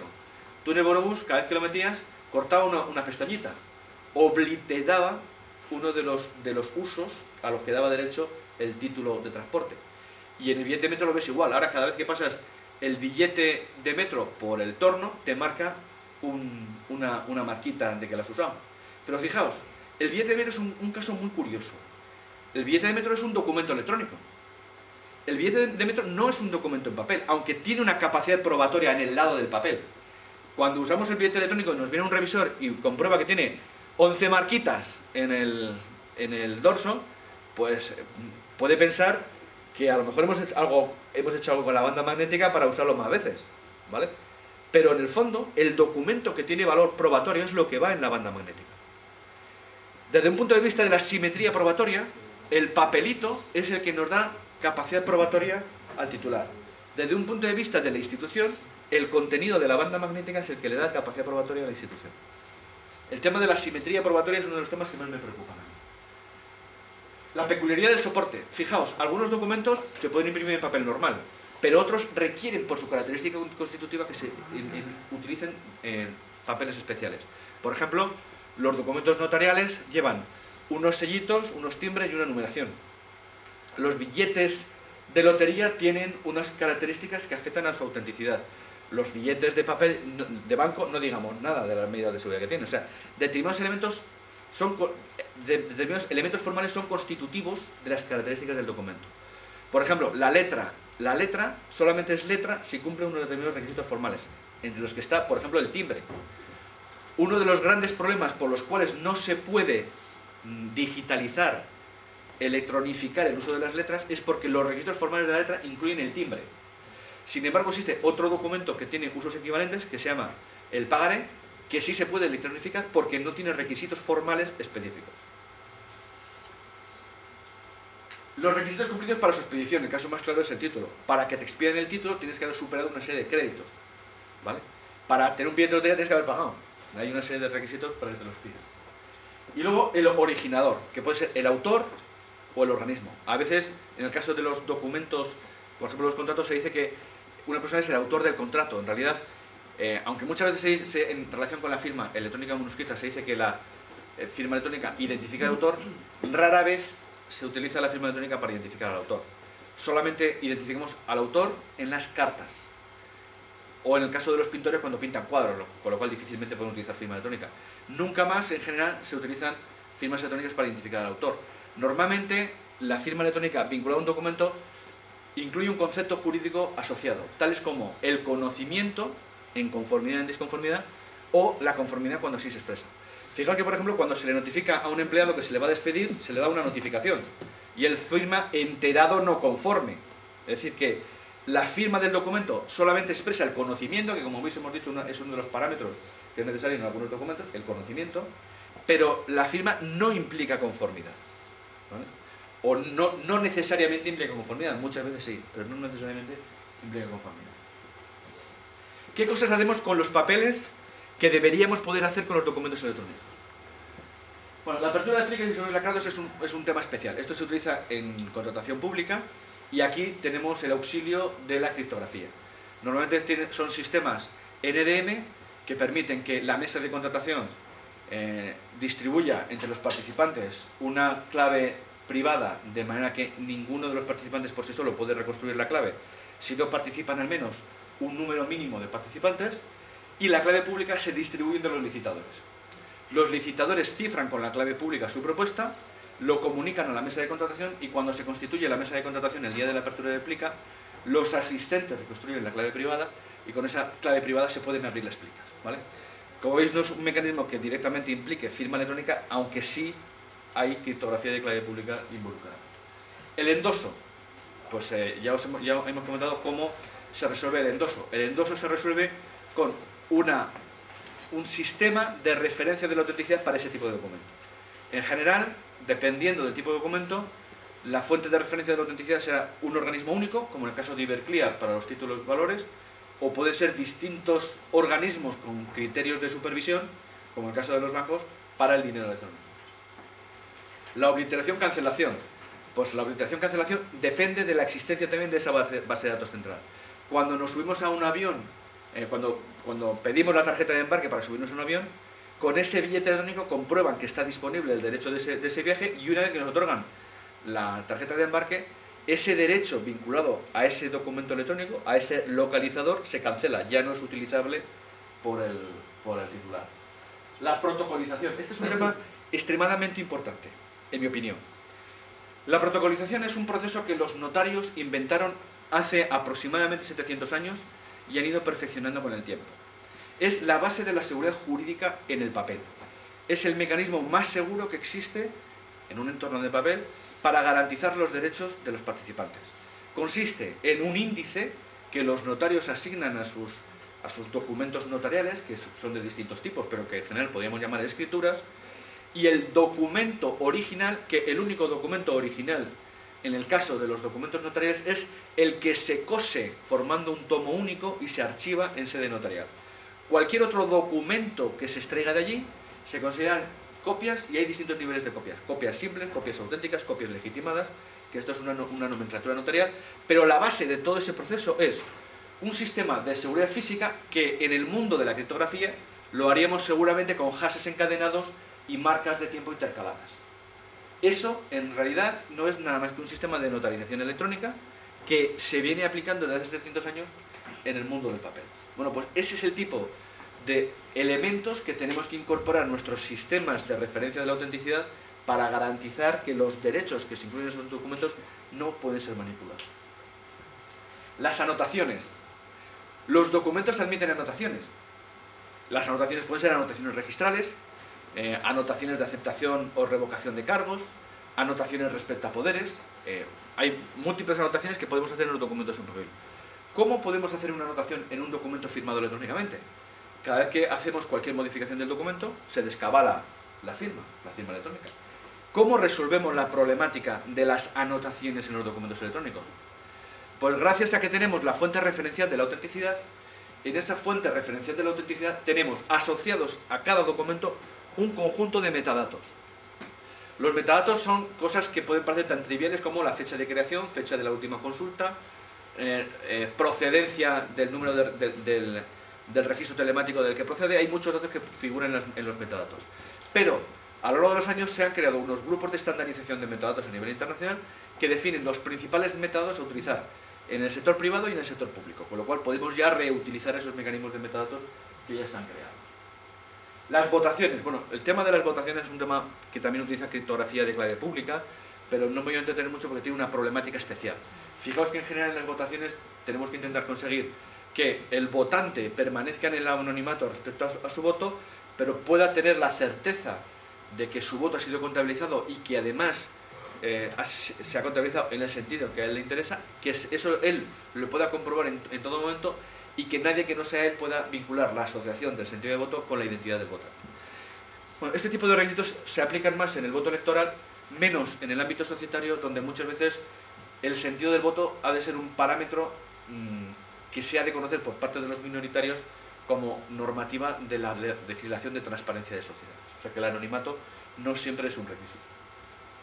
La presentación de los registros. La presentación de los registros muchas veces son constitutivos de derechos. Por ejemplo, es muy importante el sistema de doble calificación registral que hay en España, que procede del modelo napoleónico, en el cual, aunque hay un documento de base que tiene el valor probatorio, que es el documento notarial, hay una doble calificación en el registrador porque es precisamente la fuente referencial de la autenticidad. La fuente referencial no es el notario, la fuente referencial es el registro. O sea que aquí tenéis otro modelo concreto en el que la existencia de un registro en el mundo físico nos señala el camino a seguir para los documentos electrónicos. Los registros, como el registro mercantil, el registro de la propiedad, son los tipos de repositorios de documentos electrónicos que necesitamos también en el mundo virtual. Y los resguardos. Los resguardos son los elementos que definen la capacidad probatoria de cada parte. Está claro que la parte fuerte de un proceso documental la tiene quien gestiona el servicio y a quien le exigimos capacidad probatoria por la vía de esos hashes encadenados o de esos mecanismos como el ARCE, el Archivo de Constancias Electrónicas. Pero ¿cuál es la capacidad probatoria de quien utiliza esos mecanismos? Pues depende del resguardo, depende del conocimiento de determinados parámetros, como por ejemplo el localizador en el caso del avión, en los documentos que pueden ser nominativos, el localizador más la identidad, y en los documentos que no son nominativos, un localizador público, un localizador privado y una fuente referencial de la información, que es el sitio donde el que vincula la sede electrónica de la institución con la fuente de la autenticidad. ¿Qué cosas se hacen con las firmas y cómo las podríamos hacer en el mundo electrónico? Una de las cosas que se hacen es la legitimación de firmas. Bueno, hay una circular de la Dirección de Registros y del Notariado que dice cómo se legitiman firmas electrónicas. Y me parece una aberración. Porque eso significa que el tío que sacó esa norma y todos los que lo asesoraron, que deben ser unos 200, no se habían enterado de qué era esto de la firma electrónica. O sea, que yo me voy a FESTE o a CER, que es la autoridad de certificación de los notarios, me presento ante un notario para que verifique mi identidad, con la cual luego me van a dar un certificado. Y tengo yo que utilizar mi certificado en presencia del notario para que me legitime la firma. Pues para ese viaje no hace falta las alforjas. Si tengo que ir al notario para que mire cómo meto la tarjeta chip yo y soy yo el que pongo el PIN, pues para ese viaje no necesito una firma electrónica. ¿Vale? Ya pasé por el notario para obtener el certificado. Bueno, el tema de la legitimación de firmas es que me tiene contento, ¿vale? Es que no está muy bien el sistema de notarismo. El bastanteo. Este es un problema serio. ¿Cómo sabemos que alguien tiene capacidad de representar a una empresa o tiene potestad para hacer determinado tipo de acción? Por desgracia, tal y como se redactan hoy los poderes, o nos lo leemos o no sabemos cómo se puede llevar a cabo. Una de las formas de resolver esta, bueno, hay dos grandes formas de hacerlo en usos concretos. Por un lado, los registros de licitadores. Esto se realiza en administraciones públicas cuando estamos hablando de contratación, ¿vale? Y otro contexto es el de mecanismos de información de los poderes que puedan residir en los certificados. En este sentido, hubo una iniciativa muy importante de ANCER, la Agencia Notarial de Certificación, que permite codificar atributos de extensión en los certificados que permiten asignar potestades a los titulares del certificado, tales como, por ejemplo, el derecho de representar una sociedad, en qué contextos. La verdad que es bastante prolijo y merece la pena echar un vistazo al sistema de representación de los certificados. El visado colegial, para firmar proyectos y que, por ejemplo, nos cubra el seguro, los documentos se tienen que presentar al colegio, que los ha de validar con el elemento fundamental de acreditar que el firmante del proyecto sea un ingeniero o un arquitecto, depende del tipo de visado, respecto a ese proyecto. Eso tiene efectos, tales como, por ejemplo, la exigibilidad de responsabilidades o la protección por seguros. El hecho de que quien lo expida sea el colegio y además haya una entidad vinculada implica ciertos elementos de gestión en relación con la firma electrónica. Asociaciones de firmas. Normalmente estamos pensando en que una persona firma un documento, pero en algunas ocasiones un documento tiene que ser firmado por más de una persona. Entonces tenemos las firmas mancomunadas, solidarias, indistintas, los procesos informáticos tienen que ser capaces de gestionar cadenas de valor según las reglas que se establecen en los poderes. ¿Y qué valor tienen las firmas preimpresas? ¿Vale? Bueno, pues por ejemplo, en la ley cambiaria y el cheque se establece que las firmas preimpresas en documentos que sean de imprenta vinculan a la entidad de la que se presume que proceden. Esto es un poquito arriesgado, pero esto se hizo porque durante una temporada los bancos generaban cheques preimpresos que imprimían la parte variable a partir de datos enviados por las entidades firmantes. Por ejemplo, una entidad envía al banco un fichero que dice emítanse cheques a todos estos destinatarios. El banco las emite utilizando tecnologías de impresión, pero el cheque resultante es un cheque que ya existía con esa firma preimpresa. Bueno, pues eso tiene valor jurídico. Uno de los elementos que se han de resolver en los documentos en papel y también en los electrónicos es el tema de los pagos. Pagos de tasas y precios, que es un problema general de todas las administraciones públicas. El cobro de premios, que se aplica a elementos como los billetes de lotería que os he comentado. Los depósitos de garantías ahorros y seguros de caución. Esto es uno de esos extraños anacronismos que tenemos en España. En España tenemos una de las normativas más avanzadas en administración electrónica, pero todavía la Caja General de Depósitos no permite inscribir avales de manera telemática. Y me consta que hay empresas aseguradoras que llevan años pidiéndolo. Bueno, pues hoy la Caja General de Depósitos sigue sin permitir la inscripción de garantías, que fíjate qué fácil es. Es decir, la empresa aseguradora tal, para este proceso que es una licitación, otorga las siguientes garantías y están a disposición, pues ya sabéis cómo es esto de lo de la exclusión y todo esto que se aplican en las garantías y en los avales, de manera que la garantía se sigue pudiendo ejercitar, igual que si lo que llevara fuera un papelito, bueno, pues todavía eso no lo tenemos resuelto, no está resuelto en el organismo. Y el recibo, una vez que hemos pagado, tenemos que tener alguna forma de demostrar que hemos pagado, tenemos que tener ese mecanismo del recibo que es, al fin y al cabo, un documento electrónico. En los documentos en papel tenemos una serie de medidas de seguridad. Algunas os sonarán. La impresión característica. La impresión característica es, por ejemplo, pues el logo o el tipo de papel, en el caso del documento notarial. Hologramas. Los hologramas se ven, por ejemplo, en documentos de alta seguridad, las tarjetas de crédito, en los billetes hay hologramas. Filigranas, que son determinados dibujos de mucho detalle que no se pueden conseguir con sistemas reprográficos. El uso de papel especial, como el papel moneda, que se puede detectar, por ejemplo, con rotuladores especiales que reaccionan en papeles convencionales. Tinta especial. Dentro de la tinta especial tenemos tinta con brillos iridiscentes, ultravioletas, tintas magnéticas. Marcas de agua, que es esa información que puede volver a trasluz. Coincidencias de motivos. El dibujo de un lado del papel, cuando lo vemos en trasluz, tiene que encajar con el dibujo del otro lado, de manera que cualquier descuadre producido por unas impresiones incorrectas se puede detectar. La numeración. La numeración es uno de los elementos de autenticidad de los documentos, desde luego se ve en los billetes, en las tarjetas, en muchos entornos, y es uno de los elementos claves de los documentos electrónicos. La numeración es uno de los elementos claves. Relieves, calcografías, trazas fluorescentes, plastificados, o sea, como veis, bueno, lo del policarbonato es una fricada porque el DNI electrónico está hecho con policarbonato, ¿vale? Es un poco para decir que qué moderno soy, que he puesto lo de policarbonato en la lista de vídeos. Otro quelado. El troquelado es otra de esas cosas que manejamos habitualmente y no somos conscientes. ¿Alguien se ha fijado cuál es el sistema de autenticidad de los recibos de taxi? Los agujeritos que se hacen con el número de licencia, ¿vale?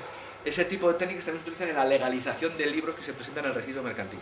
O sea que, como veis, son cosas físicas que tenemos que también poder aplicar en el mundo electrónico. A ver, ¿cuáles son las medidas que aplicamos en los documentos electrónicos? Bueno, pues uno de ellos es la indicación secuencial. Todo elemento electrónico procedente de una fuente ha de tener una precedencia secuencial que se pueda comprobar.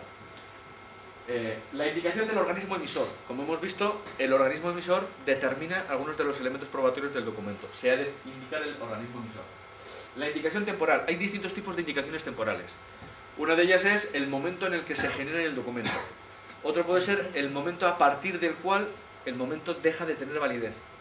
Otro puede ser plazos, desde cuándo hasta cuándo. En fin, hay muchas indicaciones de tipo temporal. El código de autenticación. Hay básicamente dos. Un código de autenticación aleatorio, que esto es el equivalente al localizador que tenemos en el caso de los billetes electrónicos, y un documento de verificación local. Esto es un tema que tiene un interés relativo, pero en algunos casos es útil en las validaciones offline, ¿vale? No es la panacea, pero dificulta la labor de los delincuentes. Lo que hacemos es lo siguiente. Lo que hacemos es que podemos utilizar un mecanismo que nos recoja todo el contenido del documento, nos calcule un hash y nos compruebe con el hash del propio documento, ¿vale? El óptimo de esto es la firma electrónica, porque el hash ya va bloqueado con la propia información de la firma electrónica. La firma electrónica que puede ser de persona o automatizada. El depósito, almacenamiento que condiciona su autenticidad. Este registro en el cual para cada tipo de documento recurrimos a la fuente de la autenticidad. Y en muchos casos la identidad, o bien en el documento o bien en el depósito. La identidad es uno de los elementos claves que nos permite asociar elementos probatorios, porque tenemos elementos complementarios para garantizar nuestra identidad. Si tenemos elementos para garantizar nuestra identidad, cualquier documento electrónico que vinculemos a la identidad se puede llevar a cabo de forma más fácil. Incluso, aunque por principio el documento sea anónimo. Es decir, lo que nos define la identidad es el tenedor del documento, aquel que puede ejercer el derecho vinculado al documento.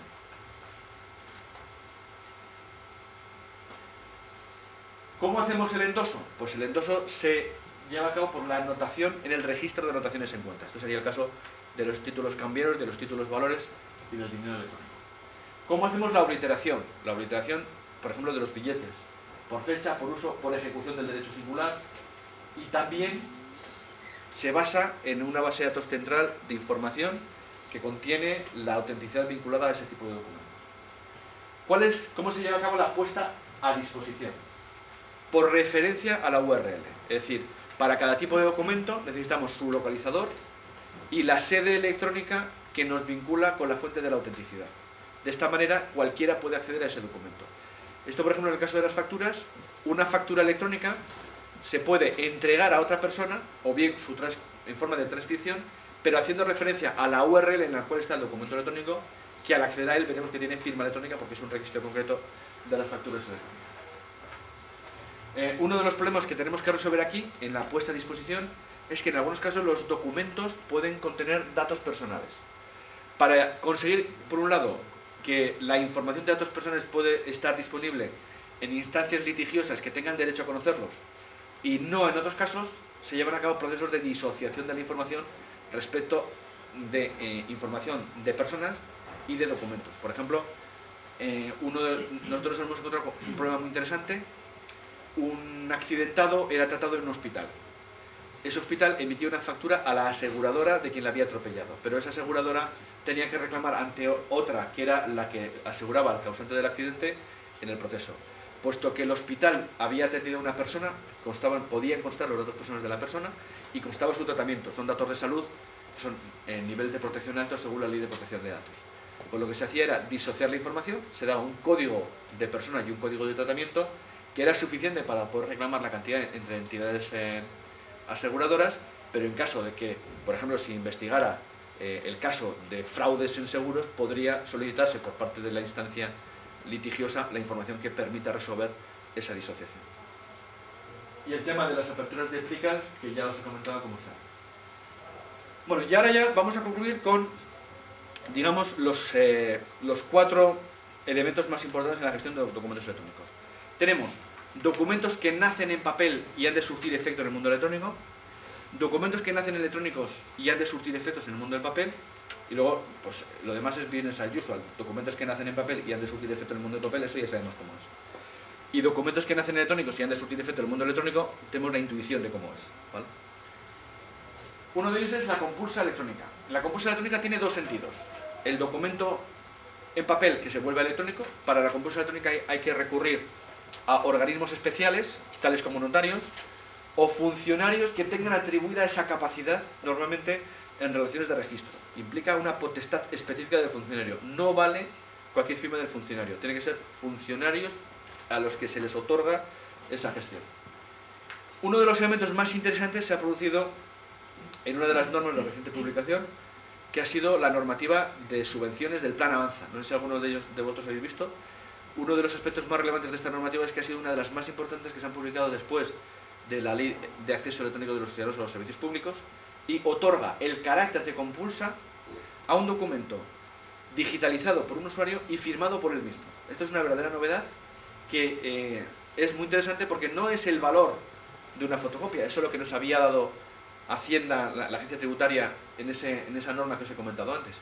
No, esto es que la norma expresamente dice que para la gestión de ayudas en el marco del Plan Avanza, los documentos digitalizados por el propio usuario y firmados electrónicamente por él tienen el valor de compulsa.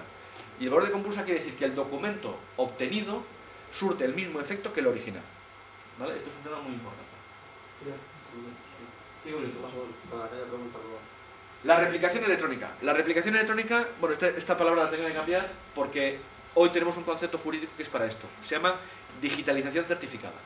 Consiste en digitalizar un documento con arreglo a unas normas de forma que podamos destruir ese documento y la copia digital obtenida surta el efecto del original y no hay otro original.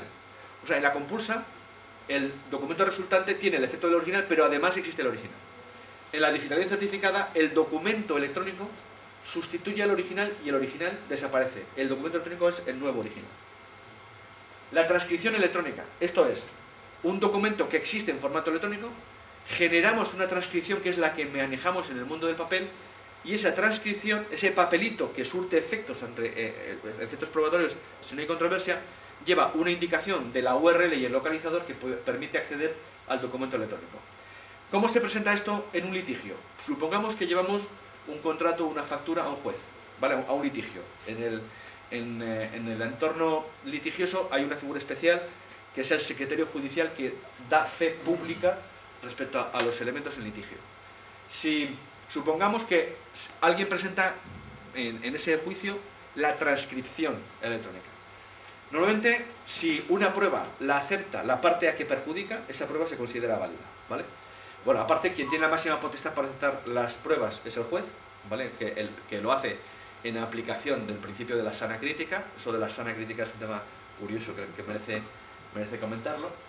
Pero supongamos que no hay controversia. Tú presentas una transcripción, que no es el propio documento electrónico, solo su transcripción, y la parte de la que perjudica acepta la prueba.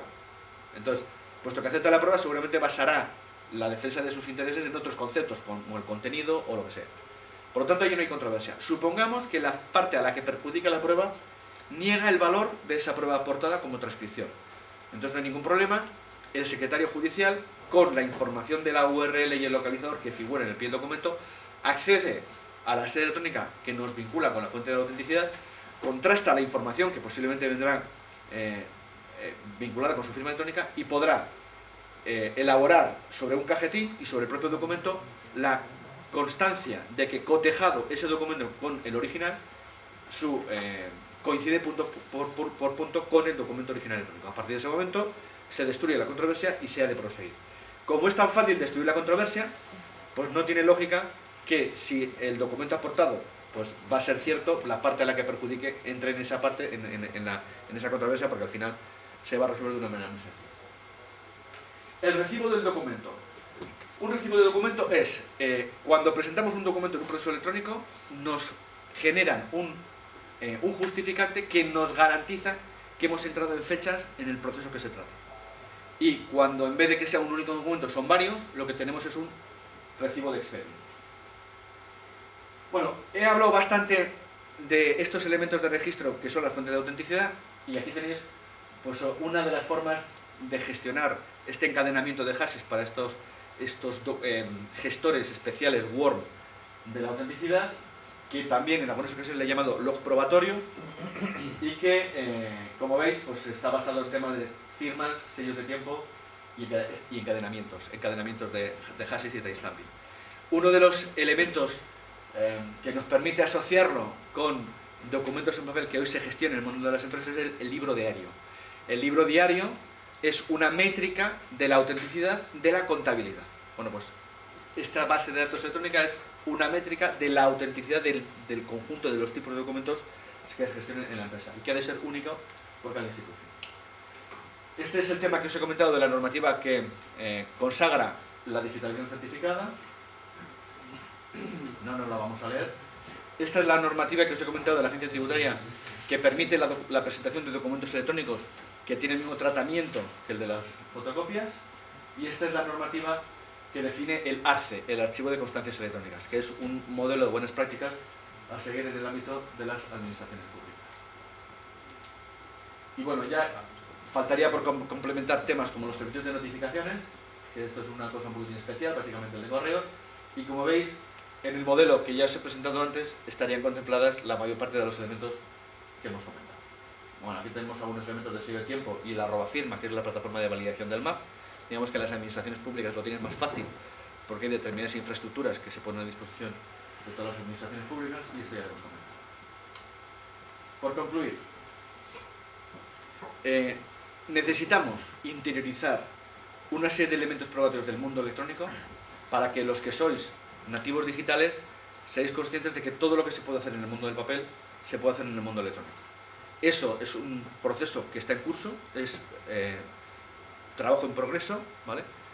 Todavía no se ha concluido y todavía nos queda bastante por delante, pero tenemos normativa jurídica que nos conduce inexorablemente a eso. Básicamente, hoy la normativa más importante es la Ley de Acceso de los Ciudadanos a los Servicios Públicos, y además tenemos entornos tecnológicamente maduros para lograrlo. Solo hacen falta implementaciones y que el uso en la práctica diaria de estos elementos, muchos de los cuales ya los vivimos, porque estamos viviendo lo de los billetes de metro, los localizadores en los aviones o la transferencia entre bancos, pues todos esos usos de los documentos electrónicos que ya están interiorizados, al final puedan generalizarse con modelos parecidos a este que se vayan implementando. Y bueno, aquí solamente hacer una referencia. Uno de los elementos que tenemos aquí, hemos puesto una página web para generar certificados de prueba para aquellos que queréis hacer experimentos con firmas electrónicas y tal sin gastar mucho dinero, pues sabéis que esto es un servicio gratuito. Y luego lo del blog que os he comentado, la página web de Albalia tiene una sección de legislación bastante amplia y también damos gratuitamente algunas herramientas de firma electrónica, y también aquí damos una herramienta gratuita de factura electrónica, pero que me parece que a vosotros eso de la factura electrónica de momento nos preocupa mucho. Y ya hemos acabado, con lo cual pues me quedo a vuestra disposición si queréis hacer alguna pregunta. Si quieres estar y Sí. tomo un poco de agua. Bien, muchas gracias. Vamos a proceder a las consultas, preguntas. Primero que nada, tengo aquí 3 cosas que apuntar. Primero que nada, las disculpas. Quizás al fondo no os habéis enterado, pero se ha quedado puesto el CD de música y se escuchaba la musiquilla por el fondo. Y cuando escuché de Cors dije, aquí hemos celebrado, ¿no? Entonces pues, tuve que cambiar. Y lo típico, ¿no? Pues el Windows Vista pues, se entró en modo suspensión y como es muy rápido, pues hubo que esperar un poquitín hasta que hicimos otra vez lo mismo, ¿no? Bueno, no va mal que por bien no venga, pues pudimos ver en este caso pues, las tablas que tiene nuestro ponente y usó venir delante, y le agradezco que haya pues eso, solucionado este problema. Comenzamos el turno de preguntas. Es un tema muy apasionante que ya ha presentado Julián, además muy relacionado con el primer tema que nos presentó Celia, que por cierto está aquí también presente. Entonces, pues, turno de preguntas. Sí. A ver, bueno, la pregunta viene referente el otro día en una noticia de un periódico de estos, creo que era el que, de estos que le dan en el metro. Hablaba, bueno, me sorprendió un poquito, pero comentaba como que 2 personas podían tener el mismo DNI, o sea que no era realmente un campo clave. No sé si se debe a que a lo mejor no esté bien implementado, no sé, el sistema. Bueno, la pregunta sería doble, lo primero, porque a mí me sorprendió mucho. Lo primero era saber si usted sabía si esto es real, si realmente existen errores de este tipo, y en caso de ser cierto, pues si no es un poquito problemático de cara a adosar cierta información, como lo que comentábamos antes, de un repositorio con ciertos datos privados a simplemente un número de DNI, si se pueden dar casos de duplicidad. Sí, la verdad es que eso tiene motivos históricos. Normalmente han sido problemas de transcripción de los DNIs de la época en los que los DNIs no tenían check digit. Entonces, históricamente se han producido algunos errores, pero son básicamente errores que se han resuelto en muchos casos. En algunos han causado bastantes dificultades a las personas a las que les ha afectado, pero son muy excepcionales. O sea, hoy por hoy el sistema de DNI puede utilizarse en general como clave única. Si alguien detecta colisiones, seguramente puede deberse a un error de transcripción, a un tipo de error. Y en caso de esas colisiones, pues habrá que investigar por qué se ha producido y dar la forma de resolverlo, de manera que no nos afecte a la consideración de clave única Para eso tenemos técnicas como técnicas de almacenamiento en base a hash, que nos permite tratar también las colisiones de manera que tengamos como campo clave y como campo adicional para tratar las colisiones. Pero estos ya son más bien matices tecnológicos de implementación. Es absolutamente excepcional. Y otro de los mitos es que los números se reutilizaban y que se daban documentos de muertos, o sea, números de muertos y tal. Eso sí que no es cierto, ¿vale? O sea, no es que no haya errores, que lo puede haber, pero cada persona tiene un número único y lo único que sucederá es que con el tiempo pues habrá que ampliar la capacidad de numeración del DNI, pero bueno, eso no parece mal. ¿Consultas? Bueno, respecto a la firma, al final, ¿quién puede hacer una firma electrónica y dónde? O sea, creo que has comentado que en un ordenador de tu casa tú no puedes hacer una firma. Podrías hacerlo, pero para que se considere firma electrónica avanzada, firma electrónica reconocida o cualificada, deberías utilizar un mecanismo que dé esa garantía. En general, algunos prestadores de servicios de certificación que entregan sus certificados en tarjeta chip incluyen una extensión en el certificado que señalan que en el proceso de expedición de ese certificado han tenido control de que acabe en un dispositivo seguro de creación de firma.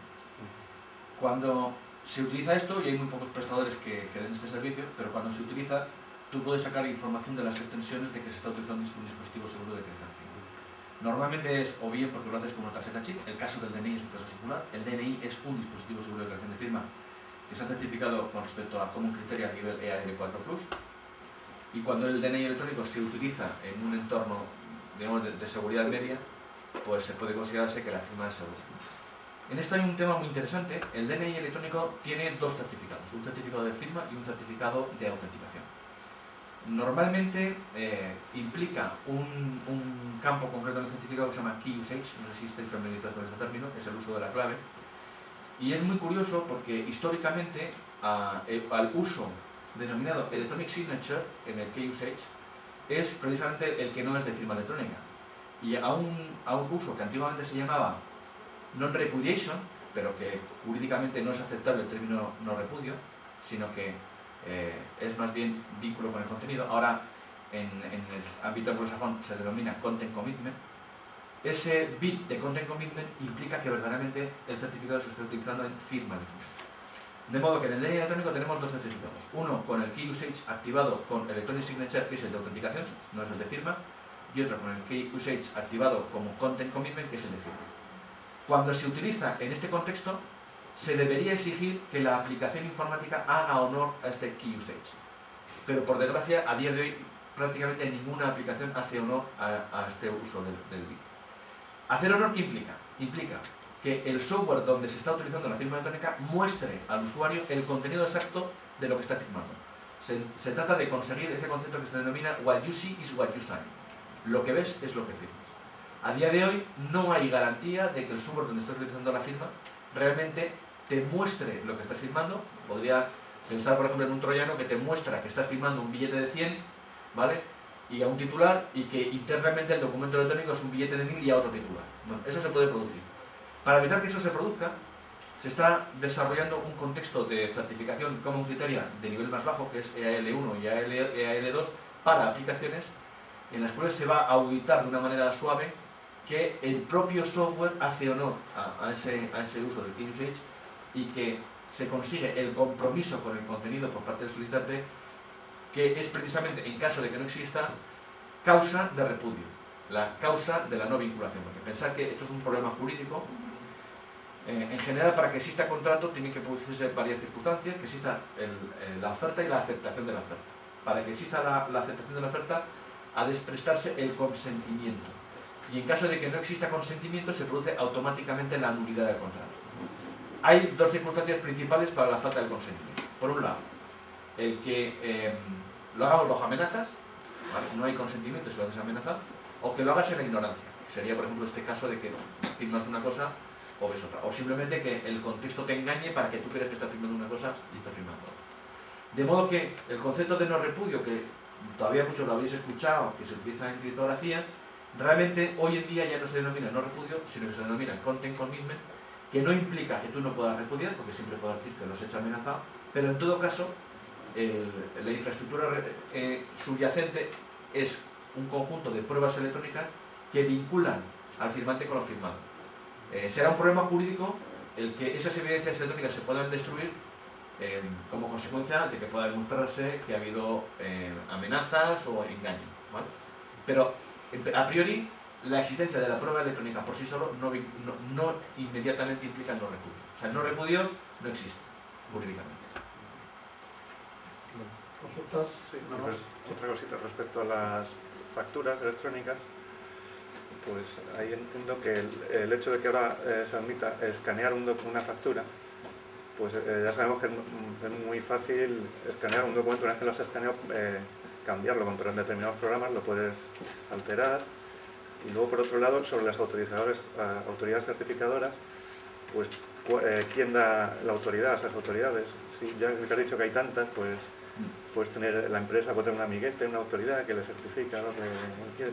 Vamos, que la picaresca de las empresas en el sentido de presentar facturas, que ya sabemos que una cosa es los movimientos que hacen las empresas y otra cosa es lo que presentan a la hora de declarar o auditorías y tal. Lo puede facilitar mucho esto, esa picaresca. Bueno, hoy hay más problemas con las facturas normales en papel que con la digitalización certificada, que ahora te la comento. En un papel tú puedes recibir la factura, escanearla, modificarla con el Photoshop, imprimírtela y tienes otra que es clavadita a la original pero cambiando los datos. Y eso sería una factura en papel, que sería indistinguible, ¿vale? En el ámbito de la digitalización certificada, el software que hace esa digitalización certificada ha de estar homologado por Hacienda. Para la homologación hace falta presentar un informe de auditoría que verifique con la empresa que lo ha desarrollado que el proceso de la firma del documento escaneado se produce en memoria y sin interrupción del proceso. Desde el momento en que se produce el escaneo en el escáner hasta que se firma, no ha de ser posible, vamos a ver, podría producirse la eventualidad de que un troyano hiciera cosas allí, para lo cual están otras medidas de seguridad, pero el software no ha de permitir que se haga ningún tipo de proceso desde que se escanea el documento hasta que se firma electrónicamente. Y eso ha de estar auditado. En realidad, en el proceso de digitalización certificada se comprueban dos cosas. La incorporación de ciertos metadatos en el software escaneado, en el fichero resultante del escaneado, que puede ser un PDF, y luego la información en una base de datos que es una base de datos especial, es en realidad ese registro interno, esa fuente de la autenticidad, que es específico para cada software auditado. Es decir, que no es que sea totalmente imposible falsificar o hacer manipulaciones, pero sería muy difícil hacerlo y hay otras formas más sencillas. Es decir, sería mucho más sencillo que yo coja la factura en papel, la manipule previamente y luego la meta en el escáner, ¿vale? O sea, que eso sería más fácil que intentar manipular. Y la otra pregunta es respecto a los prestadores de servicios de certificación. Bueno, cualquiera puede ser una entidad prestadora de servicios de certificación, porque tecnológicamente consiste en utilizar un software relativamente sencillo que permite generar certificados. Pero si te pillan, tienes sanciones que pueden llegar a 600.000 euros. Y esa es la principal garantía. Es decir, el mecanismo, o sea, quiero decir, la información, cualquier uso de certificados implica ciertos componentes privados, que son claves privadas, etcétera, y ciertos componentes públicos, que son certificados que van circulando, que siempre generan evidencias para una investigación. Si alguien te genera un certificado falso que dice que es un certificado cualificado y no lo es, la entidad emisora, si le pillan, tiene una sanción de 100 millones de pesos, 600.000 euros. Y esa es la principal garantía del sistema. De hecho, es un tema sobre el que yo también suelo tener debates frecuentes, porque en la normativa europea, la directiva habla de firma, o más que de firma, habla de certificados cualificados, qualified certificates. Por una mala traducción de la directiva, que llamó certificados reconocidos, eso se tradujo en nuestra ley como certificados reconocidos y las firmas como firmas reconocidas. Y el matiz es muy importante, porque no es lo mismo decir certificado cualificado, que da a entender que hay una cualidad en el certificado, que certificado reconocido, que da a entender que hay alguien que reconoce el certificado. De hecho, no lo hay. O sea, la información de si un certificado es cualificado o no debería derivarse de la información contenida en el propio certificado, tal como, por ejemplo, la codificación de determinados bits de Qualified Certificate Statement, el QC Statement, que por desgracia la mayor parte de los prestadores de servicios de certificación tampoco codifican correctamente. Es decir, que se produce la curiosa circunstancia de que un prestador de servicios de certificación puede emitir certificados cualificados y lo dice en su política, pero no lo codifica correctamente en el certificado, lo cual no permite precisamente automatizar los procesos. ¿Puede existir picaresca? Sí, pero el que se mete en esa picaresca se arriesga a multas de 100 millones de pesos. Con lo cual, más o menos, da la impresión de que puedes hacer mucho más fácil certificados que no sean cualificados y no te metes en esos charcos. Fíjate que emitir un certificado cualificado, por ejemplo, o sea, emitir un certificado como cualificado, marcando ese bit, y tienen una declaración de políticas de certificación pública. Si no sigues los requisitos que se imponen, tales como por ejemplo verificar presencialmente la identidad o tener un seguro de 500 millones de pesetas, de 3 millones de euros, si no cumples eso, estás incurriendo en falta grave, falta muy grave, y una falta muy grave tiene esa sanción. O sea que en general podemos tener una cierta tranquilidad a priori de que un documento que recibamos con un certificado cualificado, casi seguro que es cualificado. Una buena práctica implicaría acceder a las páginas URLs que normalmente figuran dentro de las extensiones del certificado y, de ser posible, leer pues, qué hay allí. Se supone que eso normalmente te lo hacen los prestadores de servicios de validación, ¿vale? En general, un prestador de servicios de validación, cuando tú le consultas sobre la vigencia del certificado, te dice que el certificado es válido, que no es válido o que no lo sabe. Eso querría decir que esa autoridad de certificación en concreto no es una de las autoridades de certificación, digamos, gestionadas por el prestador de servicios de validación. En España, por ejemplo, el servicio de @firma de las administraciones públicas tiene ahora censados alrededor de 5 prestadores. Un buen servicio de validación debería tener censados unos 100 prestadores europeos. Y eso, digamos que todavía falta algún tiempo para que eso esté disponible para el gran público, pero yo confío en que se irá cada vez haciendo más perentorio conforme la gente vaya usando firmas completas. O sea, a día de hoy casi nadie gestiona bien firmas electrónicas, sobre todo el tema de la validación. Pero ahora que empiezan a ser obligatorias, cada vez el tema de las buenas prácticas irá aumentando la presión y tendrán que aparecer servicios de testamiento y de validación que hasta hace poco no eran económicamente viables, porque la complejidad de su desarrollo no tenía la contraprestación de los usuarios, pero ahora parece que eso sí va a ser posible. Bueno, ya por mi parte... Bien, muy corto porque tenemos... hacer un comentario por mi parte. Ya has comentado que la policía es muy buena porque ya ha quitado la huella en los carnes y tal. Decir que los permisos de residencia los están emitiendo ahora con huella dactilar para los inmigrantes. En ese sentido debemos entender que los inmigrantes son criminales en potencia para la policía. No, eso no es el motivo, pero yo creo que es un error. Creo que la información de la identidad de la huella dactilar existe en los ordenadores de la policía, por lo cual para investigar cualquier tipo de elemento no necesita que vaya allí. Como no sea que se utilice porque hayan detectado que hay inmigrantes que no saben firmar. Y eso puede ser una manera también de verificar las firmas. Pero esto es una conjetura, no sé la causa. No sé la causa. En todo caso, la policía no lo necesita. Eso no es un dato que necesite la policía que vaya en el documento porque tiene la fuente en el sitio. Bien, gracias. Pues en nombre de la cátedra quiero agradecer a Julián, le haremos entrega de un certificado de ponente y además un pequeño presente en la cátedra. Muchas gracias, Julián.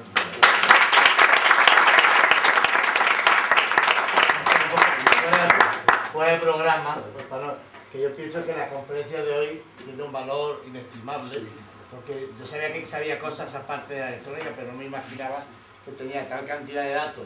Claro, conocer los dos mundos es básico. Si decimos que la sociedad de información vamos a llevar los ámbitos comunes a lo electrónico, hay que conocerlos bien, y luego el ponente es un doctor, desde luego en el uso del papel. Han sido dos doctores.